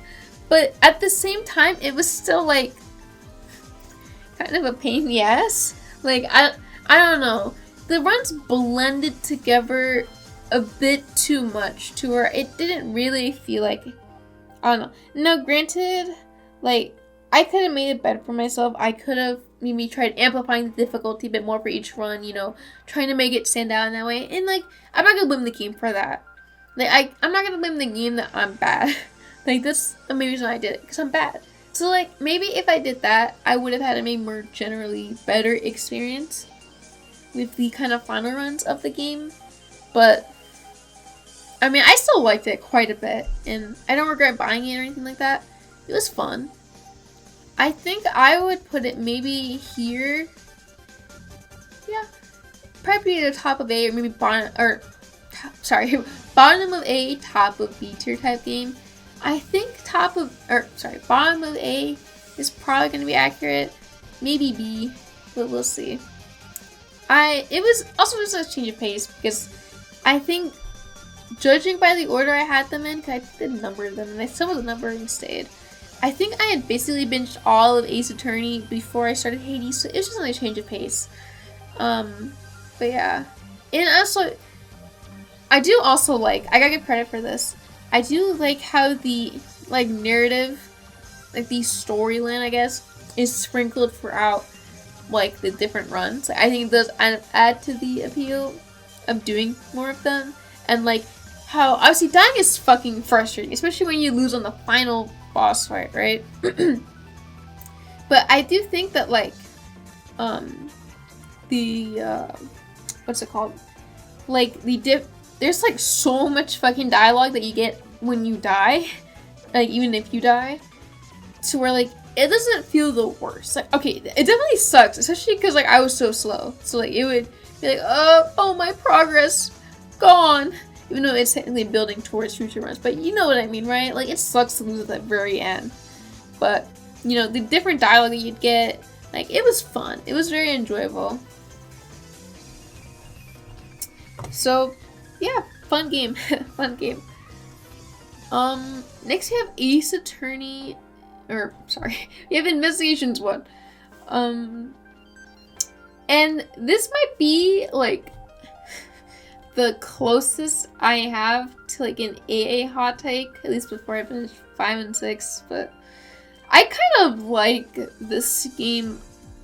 Okay, I'm not gonna say a lot, but I kind of have a very, very soft spot for this game.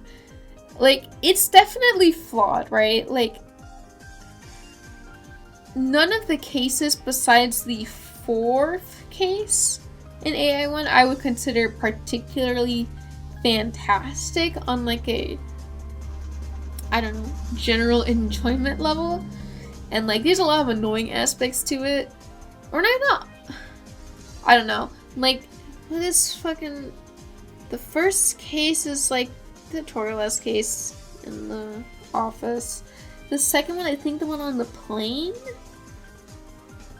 Or where's that? AI2. No, that was 1, right? Yeah, I think that was... Oh my god, fuck, I don't remember. What is AI? The third one is the one of the stupid kid that I hate. I think the second one is when he's on the plane. I might be wrong. But, like, the second case is, it's fine. The third case is also, it's fine. I mean, I think a lot of people hate the third one and think it's bad. I don't know if I'd say I hated it, but it didn't strike a big chord with me. And the fourth one I do genuinely like quite a bit because I love the dynamic between, like, Francisca and Edgeworth and Gumshoe. Like, it's cozy. It's cozy, that's what I'm looking for? I don't know. It's just great. I really respect. Well, not respect. That's what I'm looking for. I don't know. I just like stuff that shows things into the past of her characters, like history and stuff. And then the final case is pretty infamous, and I don't really blame anyone for not liking it. Because it definitely is drawn a bit too long. But I still, honestly, I have a very, like, soft spot for this game. To where, like, I think still think it's ass. I think I would put it, like, here, maybe? I don't know if I'd put it here, because they're very different experiences to me. And, like, okay, if someone asked me, Jordan, should I play Sharon no Kuni or should I play Investigations? I'd be like, even if they played the trilogy, I'd say play Sharon no Kuni. But I have a soft spot for Investigations. One, I can't lie. Like, I like Hay a lot, I like Gumshoe, I like Ling, I like them all a lot. I think Edriv is just, like, really fun as a protagonist too. That's basically the main kind of thing I like the most about it. Like, he's like, no offense to Phoenix, I know he's guys very, very, very, very passionate fans, but I never really cared for Phoenix that much.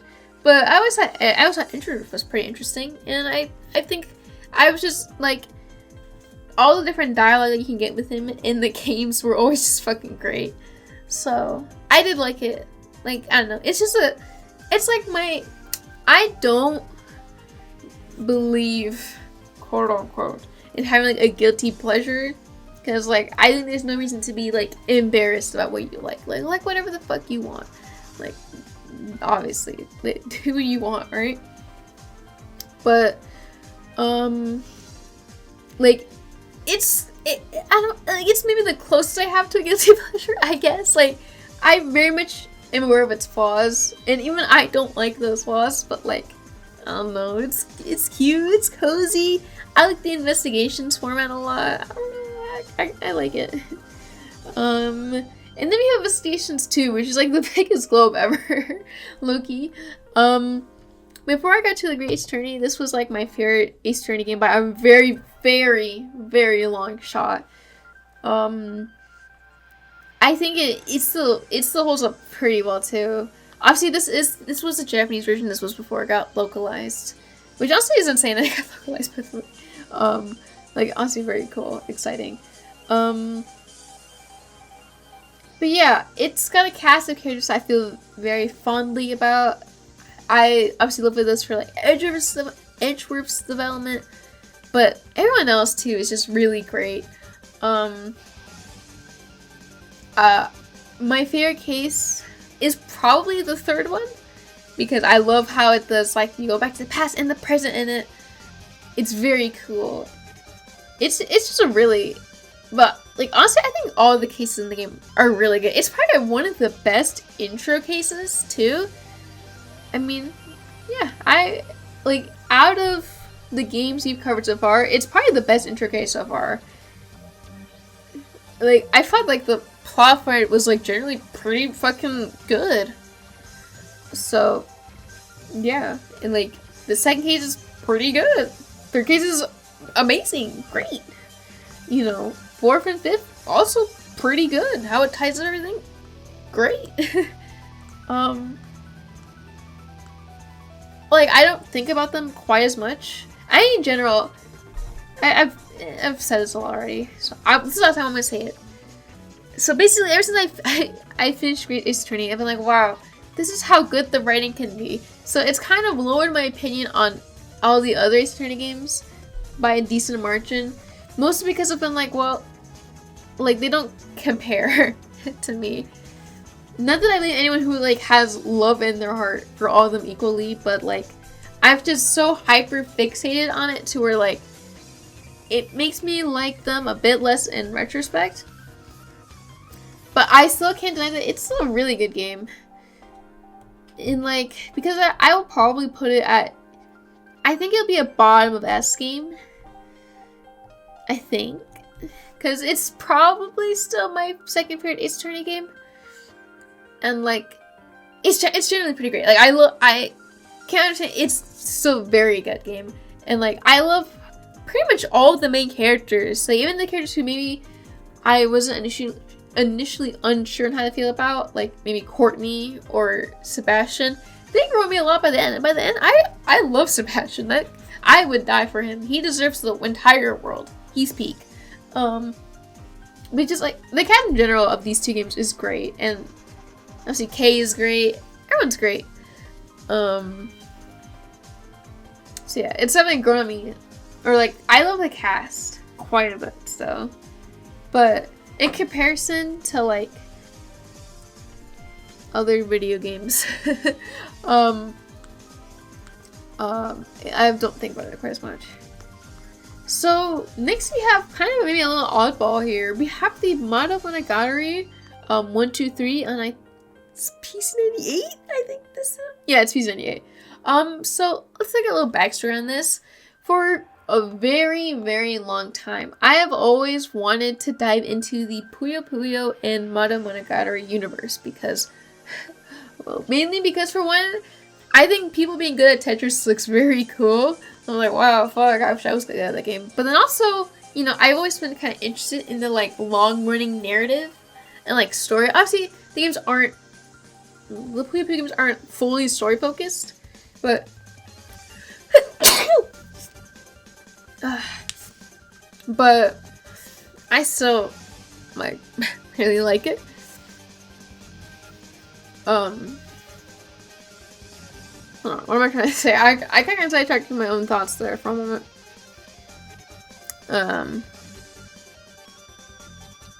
Oh right, yeah. So, but also because Aura was being very cute, and I was interested in kind of her own characterization, right? Because I try to complete the story or like complete video games for a character I find very cute. So I'm not a complete fraud. I'm not fraudless. I'm not fraud free. I have my fraud moments. Okay, I'm sorry, but I try my best to be diligent and play through their games. So yeah, it had been always something I had wanted to go into for quite a long time, but I never basically. So like, what year would this be? Maybe 2020, 2021. I did play through Monogatari 1 and 2 on the Game Gear because those were the only translated games at the time. But I never played through the third one because it had kind of this infamous reputation in the I say fan base. Let me be more specific. In the couple bit of threads I saw about the game, I basically understood that the Game Gear version of this first and second one changes some stuff too. The third one is a lot more blatant and it changes a lot of things for the worse. So, and like, it's like basically a completely different narrative. So I never really felt like, oh, I should really play this game. I never bothered with it because of that. And so I kind of just left the season on like an awkward hold, pretty much. And then fast forward to like this year, I had always been like, yeah, basically at the time the PC98 version was translated, which was maybe not technically the best version of the game because I think there's like another one that people like quite a bit. But I think for the average person at the time, the like kind of PC98 version was kind of like the most like highly regarded one. But it wasn't translated, and I didn't want to like machine translate it and like set up some game just to like make it work. Like, I didn't want to do all that. I'll admit it, I didn't want to. But yeah. Fast forward to now, well, fast forward to this year, and I found out that all three of the games had been translated over like the year or 2 years. I hadn't like looked into it, and I was just like, I was fucking shocked because like. I had been so excited for them at the time that I was surprised I never really saw any news for it. But yeah, so I guess you used to have this opportunity. Hey, Sheila, if you are interested in this game, maybe you have similar experience to me, go play it. But as for the games themselves, they are obviously not very they're maybe more of an experience about maybe the vibes than the actual kind of gameplay experience and like the novelty of the game. But I do kind of have a soft spot for it still, even though the like story of it isn't mind-blowing. Oh my god, I'm fucking shriveling and dying from peak. I quite enjoyed it, honestly. I think it has a very unique appeal to it that made me like my playthrough quite a bit. Obviously Arlo's very cute. Can't forget that. I don't know, there's some interesting mechanics to it that I've always just kind of respected about the Monogatari games, like having your HP not be visible and instead having to judge based on literally based on vibes. I was thought that was kind of cool. I don't know. It's just a very unique game, very unique experience. I'm not too sure where I'm gonna put it. It's either maybe like I probably should reevaluate my rating. I have it like backlogged. It might be like a top of A game, maybe. Maybe?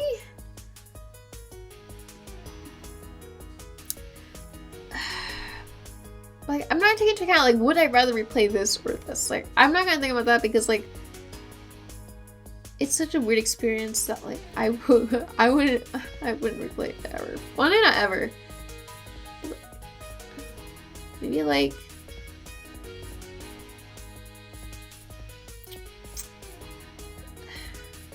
this is something I perhaps come back to. It's in a lot, huh? Maybe here? Maybe?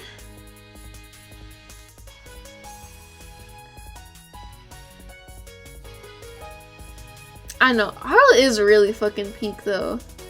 Maybe I'll put it at near the top of A because I do really like Arl's characterization in it.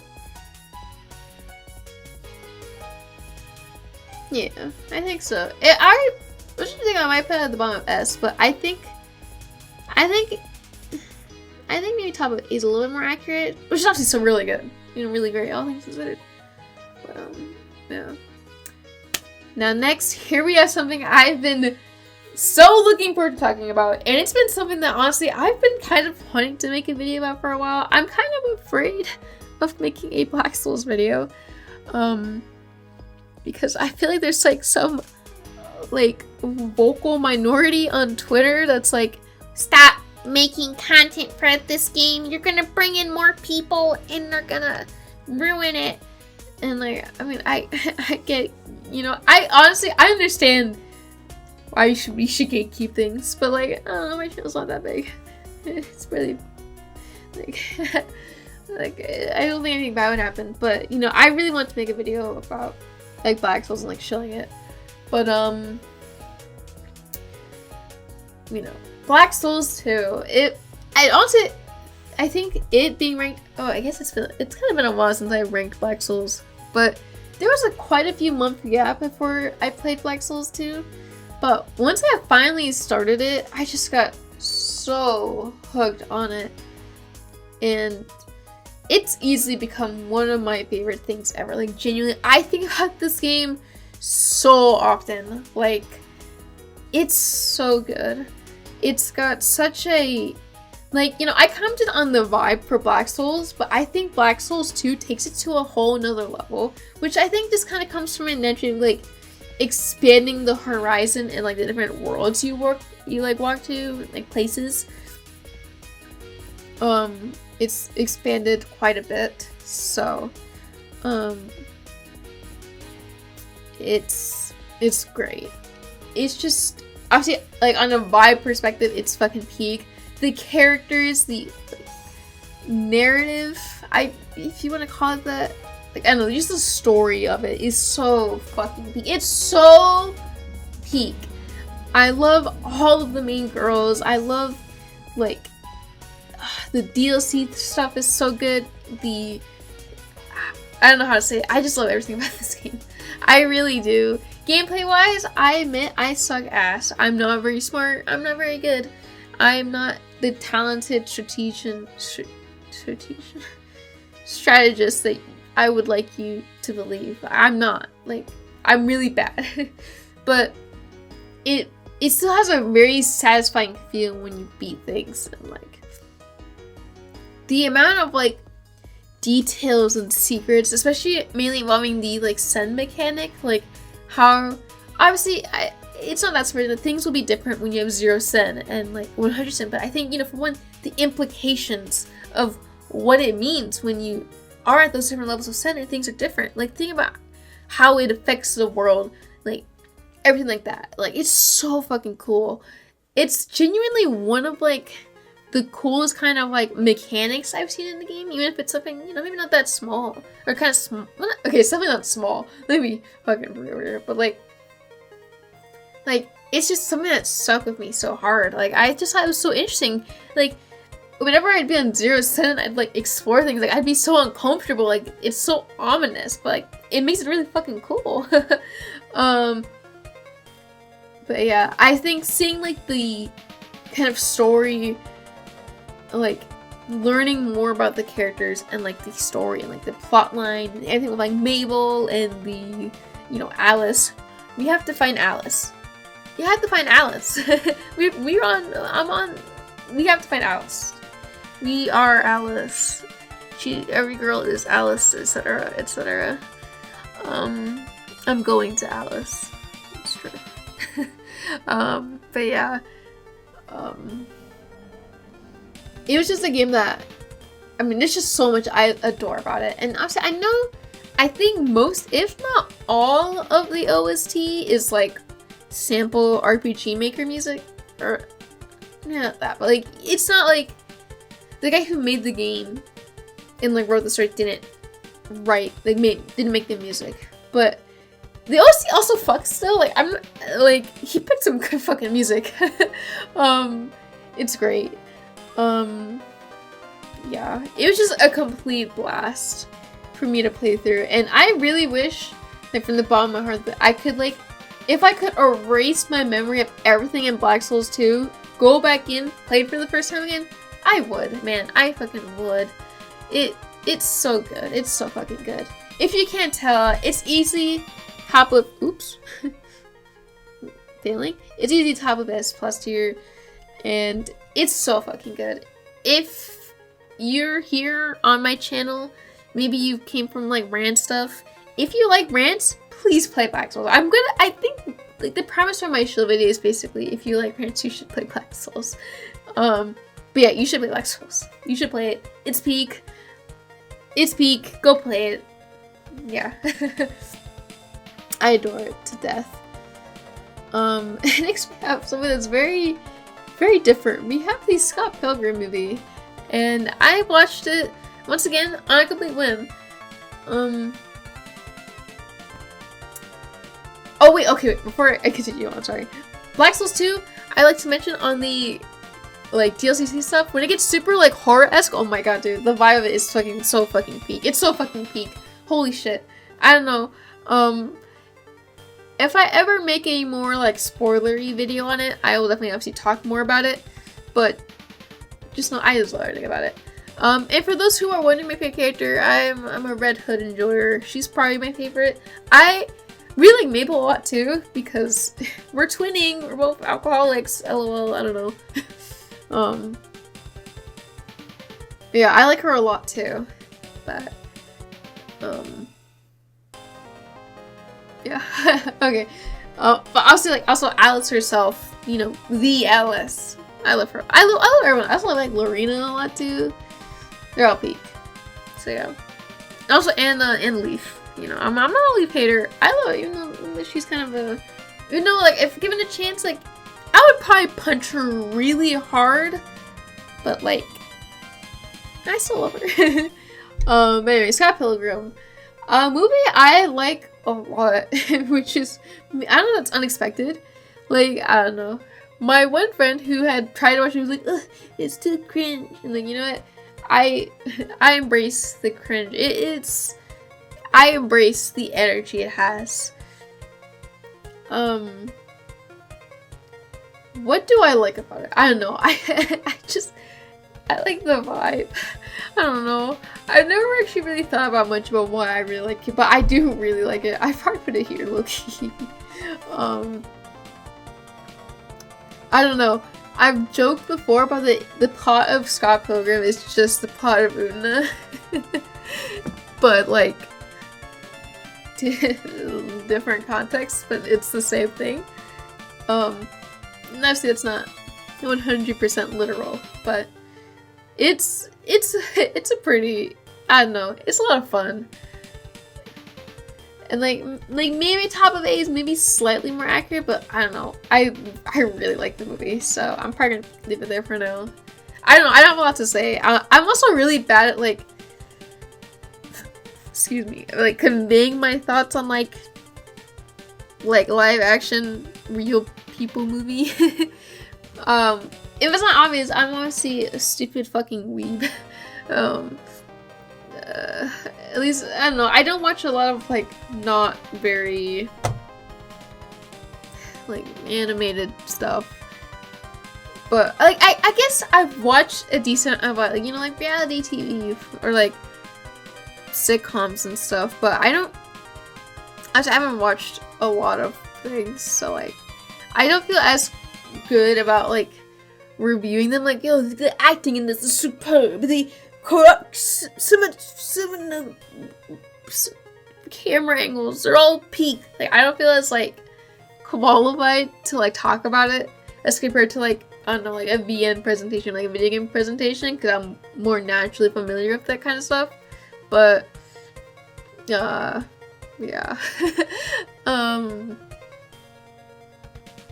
I just like the movie a lot. That's all that matters. It was fun. It was a lot of fun. Next game is Touch My Katamari, which was the first Katamari game I've beaten, and because I wanted something to play on my Vita, which I bought this year. I was like, I'll play something, and so I booted it up because it's like a 3-hour game. It's kind of, I don't want to say it's ass. Like, if the game didn't run at like 10 frames per second, it'd probably be a better game. But I think that like the comedy and the dialogue is pretty fucking funny.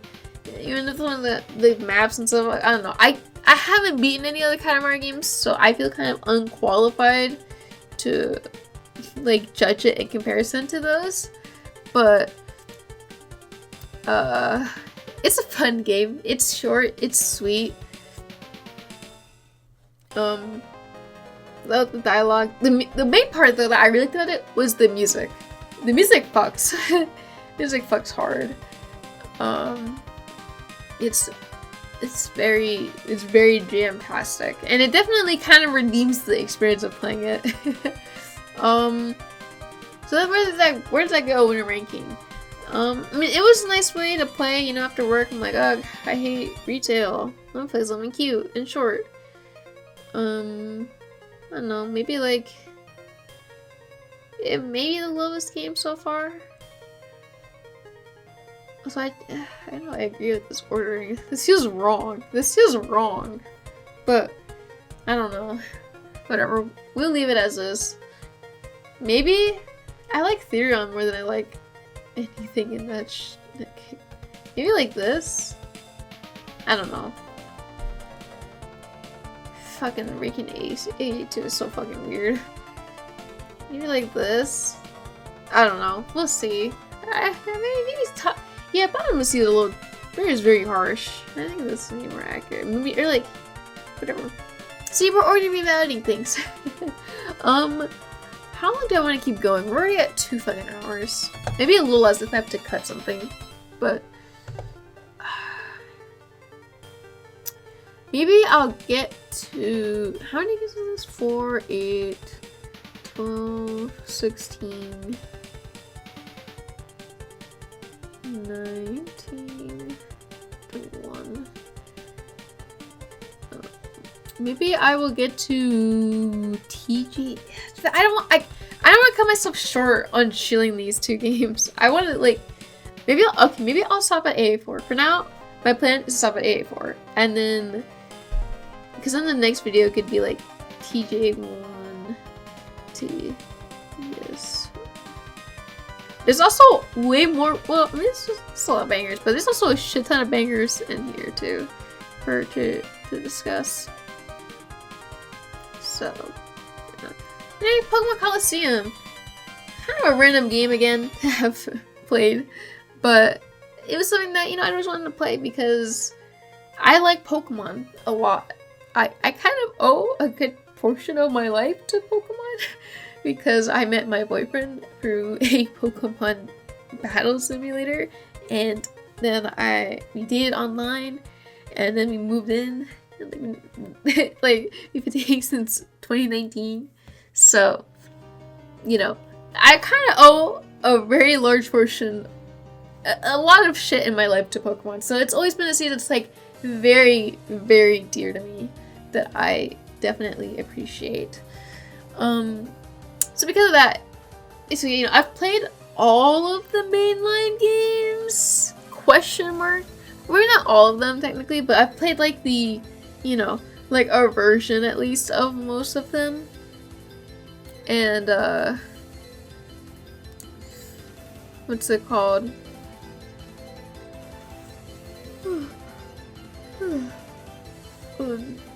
I lost my train of thought. What the fuck? Yeah, I've played, I guess, what you consider maybe more the mainline games, like, you know, I guess I haven't played Yellow, but yeah, I've played Crystal, I've played Emerald, Fire Red, etc. You get the idea, right? Like, I've played a lot of the main quote-unquote games. I haven't played Gen 8 either, and I haven't played Legends Arceus, which I definitely should play Legends Arceus at least. But you know, I haven't really played too many of these spin-offs. I have played all of the Pokemon Mystery Dungeon games except for the ones on the Wii. I haven't touched those yet, but I think I've beaten the rest.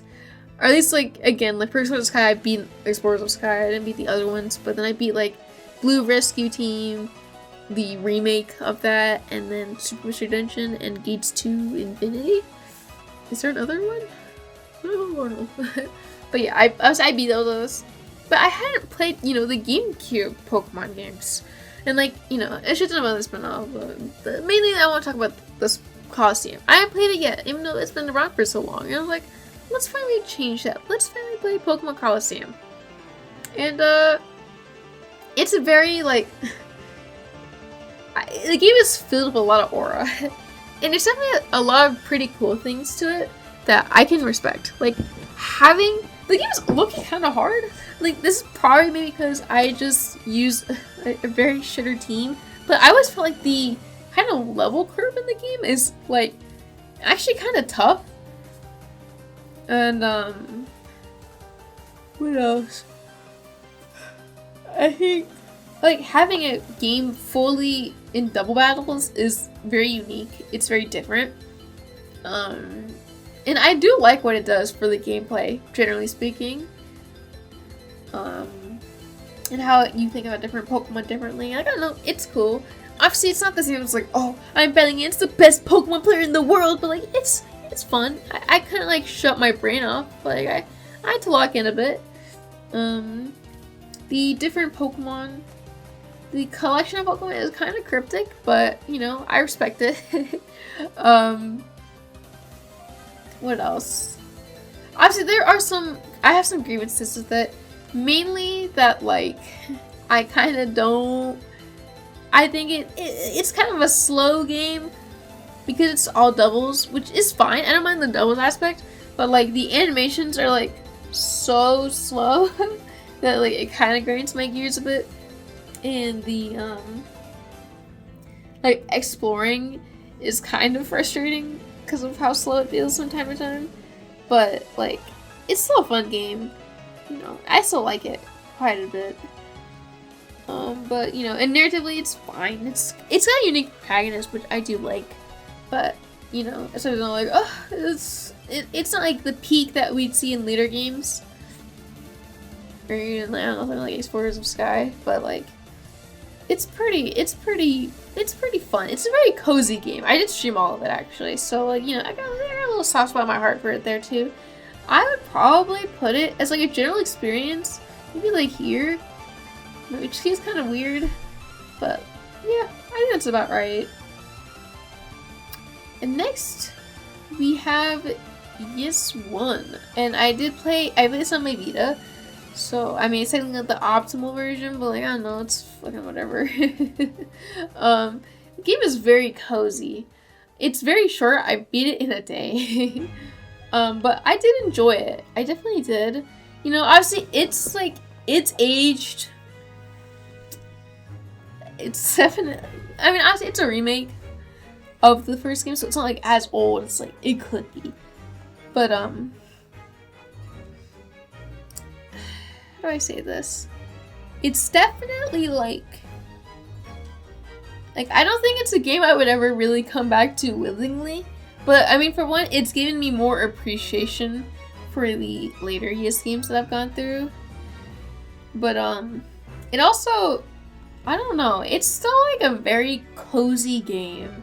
Like, I think the bits of content it does have, even if it's not a lot, like it is, you know, dialogue, the bits of characterization it has, I really respect it, and I like it. Like I like it. It's very cute. Yeah, I don't know. It's just a very cozy game, and I have a lot to say. I don't know. The music is pretty good too. It's not my favorite OC so far, but like, yeah, you know, I respect it. He's earned my respect. Now where do I rank it? Let's try it. This looks kind of funny, but like, I have like a soft spot for it. Maybe it's just because I think Edel's cute. I'm sorry. Okay, I'll admit it. I think he's adorable. I think he's cute. He's cute. I want to pinch his cheeks. A little sprinkle. I'm sorry. Okay, I'm sorry. But yeah. It's just because I think he's cute, and like I have a soft spot for like his interactions with Fina. I think that's her name, right? The blue hair girl, and like how it. We're not gonna do used to yet. Actually, I could do used to right now if I really wanted to as well, because like they're so connected. Even though admittedly my experience with them it was quite a few months apart. But do I want to talk about used to or do I want to save it? I'll save it actually. I think I could let my thoughts simmer on it a bit more. I did it somewhat recently. I think it was at like the beginning of December, which is, relatively speaking, a lot more recent. But yeah, I don't know. It's a cozy game. I can get if people think it's like D or like F tier or whatever, because like, I mean, okay, there's like a little stretching it. But like, I can get the flaws because like the difficulty curve of it, the bosses feel they're kind of frustrating, and I don't think anyone that really puts them off of it. Like, I really don't blame them.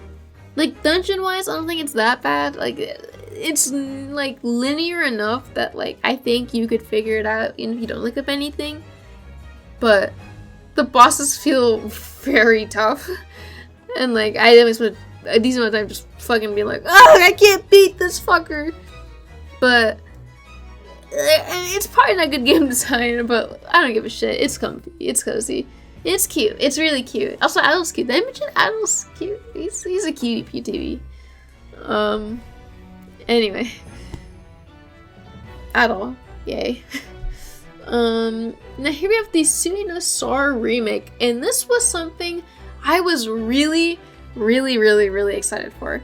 In case you're maybe not aware, like, I don't know, just haven't heard me yet about it, I really love Subahibi, and I know that the game has kind of garnered a infamous crowd because of people thinking like liking, I don't know, because it's prestigious too. Like it gives off a pretentious aura to like Subahibi, which does honestly make me sad because I don't know.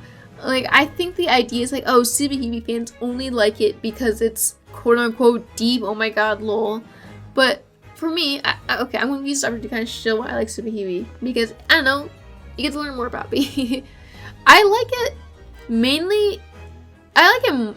Like, obviously, I can respect the different, like,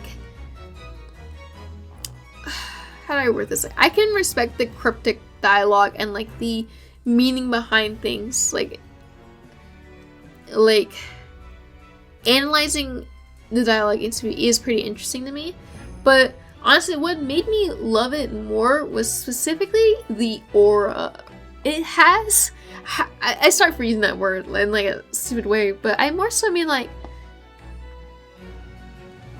it's a story that has a very unique atmosphere to it, and it always carried a very unique sense of dread as I played through it because of, you know, all the very terrible things that happen.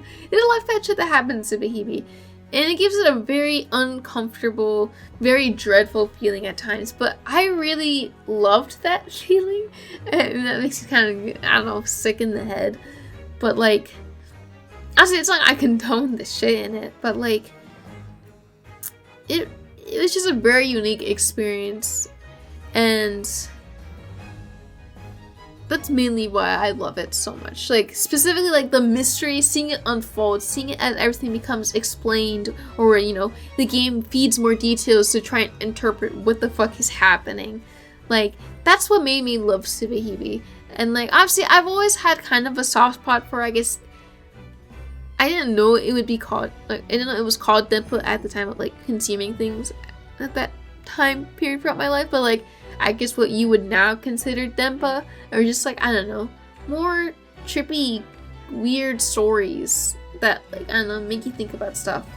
Or like that feel like everyone is fucking insane. I don't know. Like, I don't know. I just like that vibe a lot in stories. And yeah. Also, I really love Kimika. Like, she, unlike maybe, I don't say unlike other things, but like, she's a very big part of my love for it and why it's remained so strong. But even beyond Kimika, I love a lot of the characters in Subahibi, like, you know, Yuki, Tomosane. I love everyone. I love everyone. But, so anyway, now I've given you the history on Subahibi. It means I was really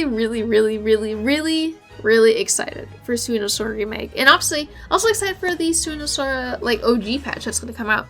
I don't know when. I'm not gonna give like a false date because I'm not sure. But I know I think they finished like translating it and they're working on editing, which that's gonna be exciting. But yeah, I was really excited for this remake, and finding out it came, like, I was super excited for when this shit dropped. And I read it very soon after it, well, dropped.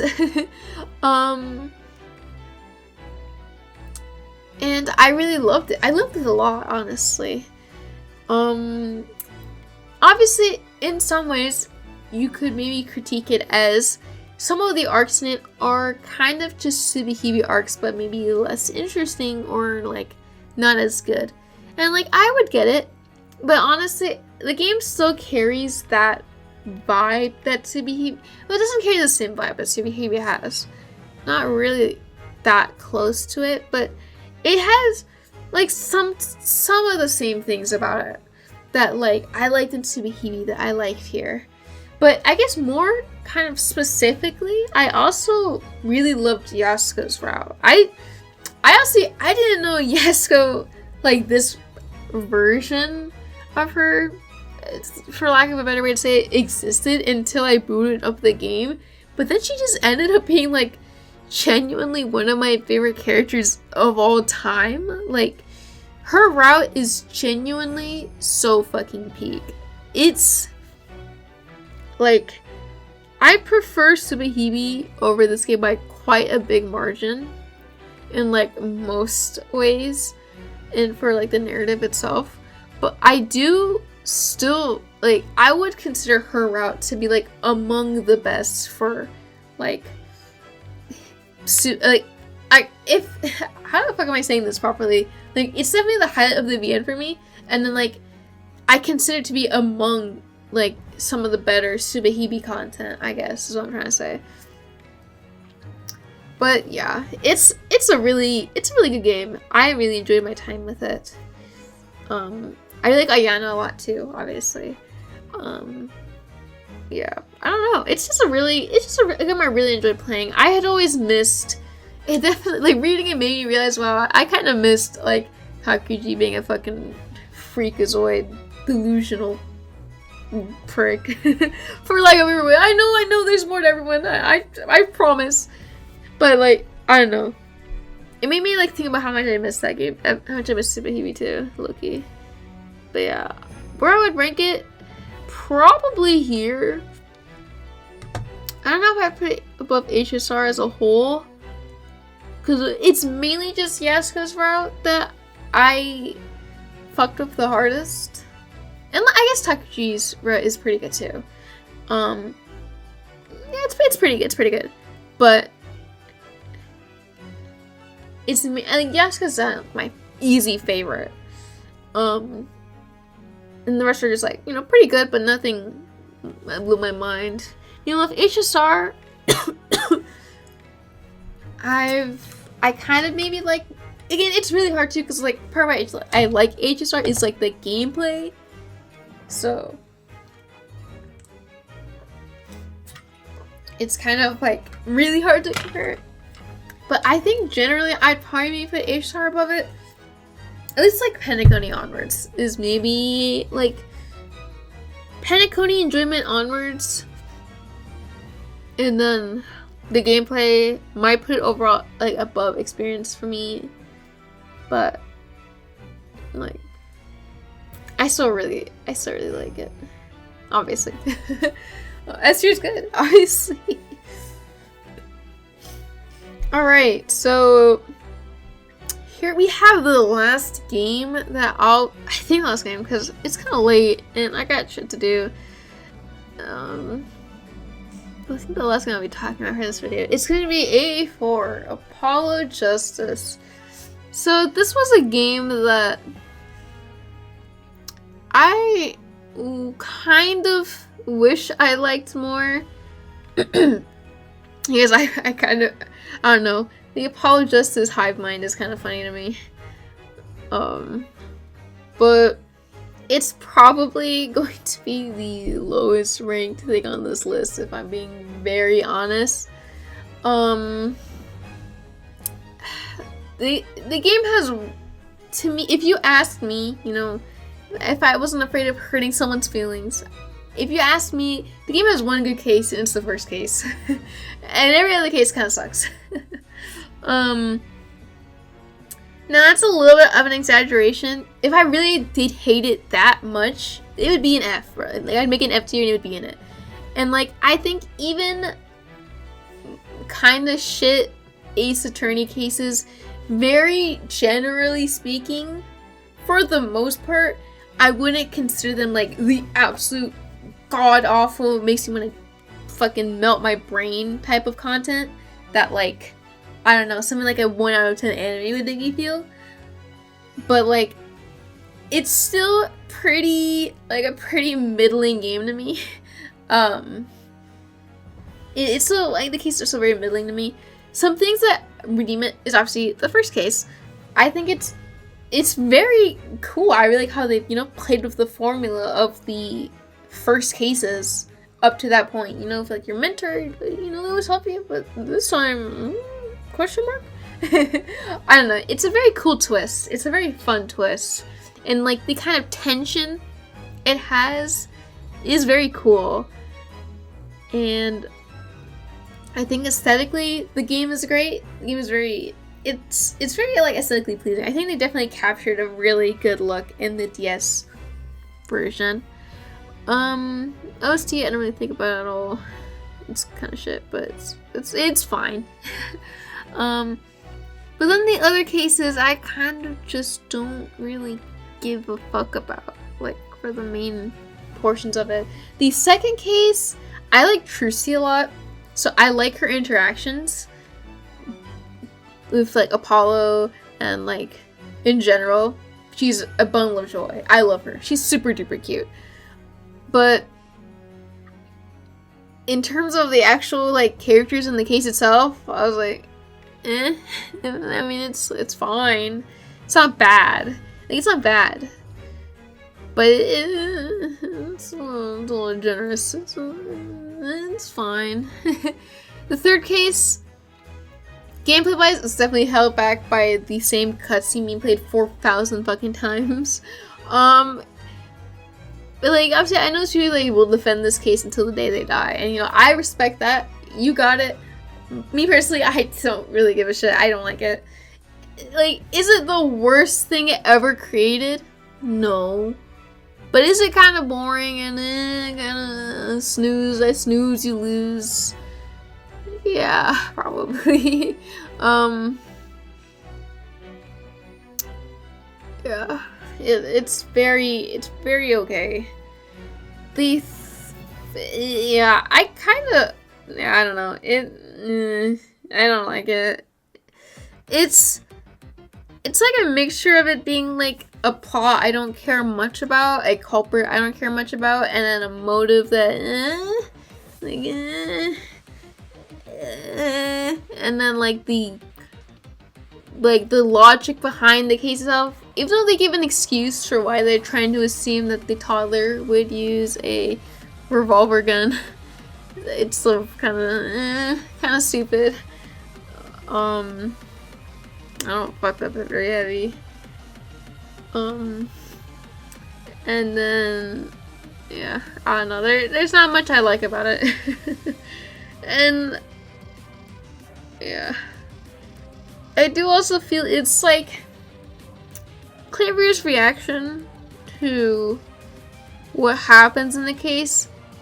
He doesn't get a very big opportunity to showcase like a big reaction to it, and like you could say that his lack of reaction could in turn make his characterization a bit more interesting, because it can give certain implications about him, maybe, or like that he's trying to repress things, etc., right? But at the same time, I do think it was kind of a missed opportunity to like not have him show more like conflict about the case. I don't know. Maybe that's, I don't know how to word it better. I think it was like a little missed opportunity, I think. And then the final case is facing I case. I did not. I don't know. I don't care about it. And for the record, I know a lot of people like they shit on the game because they don't like Phoenix's like characterization in it. And for the record, I don't mind Phoenix's characterization in and of itself. I think it's like probably the most interesting he's been in the like games up to I've played at that point, right? And I mean, I haven't beaten 85, but I've beaten the first two cases, and I played a bit of the third. And like his characterization in 84 it's genuinely good. I personally just have more of an issue with, I guess, how it happens more than the actual characterization itself. Because I always thought it was so weird that, well, I don't know. I guess I shouldn't get into the full specifics. Because I'm not trying to get like too deep into spoilers for these topics, but I don't know. I just never liked the excuse that they gave for his characterization to go that way. But I don't mind the characterization itself. So basically, I guess you might sound like, why are you complaining, Jordan, if you don't give a fuck? It's more like that. I mean, obviously, reading the scenes themselves kind of like, it was just annoying to me. It was like, but it also means I don't care that much about Phoenix still. So him taking a big spotlight, like I don't care. The case itself, it's not bad, but I don't know. I kind of don't care. I never really liked the way the story went. Maybe I don't know. Like the final case, cause kind of feel like maybe like 1.5-ish cases, because it combines like the stuff before the game takes place, but meh. It's still like I don't like it. It was kind of disappointing. So yeah. I mean, I don't know. Okay, I guess like if I think about it a bit more, there are some things I do still like about it, and I like how it ties things together from the first case, but for the most part, I just feel very lukewarm on it. Lukewarm is probably a good way to put it. But yeah. And then it kind of comes to back to the cast of characters. I like Emma a lot. I like Trucy a lot. Everyone else, Apollo's fine, but like he's okay, but I don't really care that much about him. Clavier, I think he's very pretty. I will admit, full on, he's very pretty. But his characterization, it left a lot that, like, I wanted. Like, obviously, I think there's, like, I guess one complaint, question mark, like, one thing you could say about all the other prosecutors at this point is that, oh, they're all very flashy. Well, not flashy. I don't know, like, dumb them down. But, like, you know, they all have maybe, like, their own kind of quirky, like, moments or, like, personality traits. I don't know, like, you know, Godot has his copy, you know, Francisca has her whip, and there's a, like, I'm not trying to slander Francisca. I love Francisca. She's grown on me so much. But, like, they all have kind of maybe, like, quirks that maybe, like, could feel off. And in comparison, Clever is just, like, he kind of, like, he's a rock star. He kind of just feels like some dude, like, some chill dude. And, like, you could say, oh, you know, that lack of distinct, like, extra factor makes him more interesting. And, like, I get it. But at the same time, I just think they kind of dropped the ball on his, like, not personality, just, like, his development. Like, I think,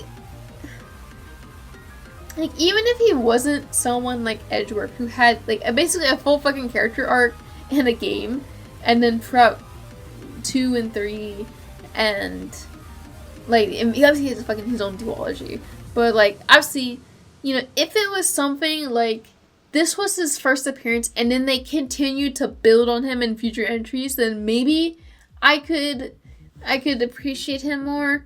But I mean, I know one of my biggest rules is I shouldn't listen to the opinions of people for games I haven't played yet, or at least that's what I mean when I say it like that. Basically, like, obviously, I'm not gonna take a hearsay about a game as gospel, but from what I kind of understand is that he doesn't really get to shine in any later AA games either, at least in, like, a very main character role.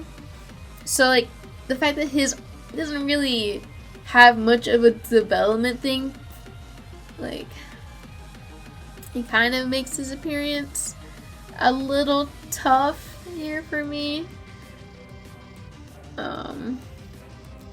Okay, I said I was gonna stop after this, but maybe I should just knock out all the Ace Attorney things, and then I could. Fuck, I don't know. Almost on rambling. But yeah. Apologize this again.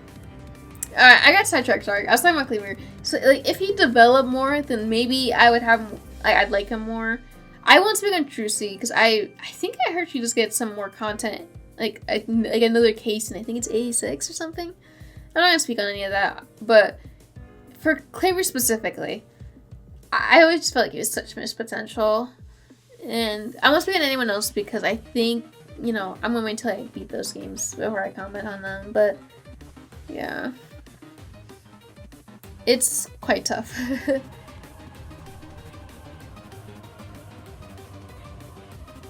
Is there anything else I need to say? I don't know.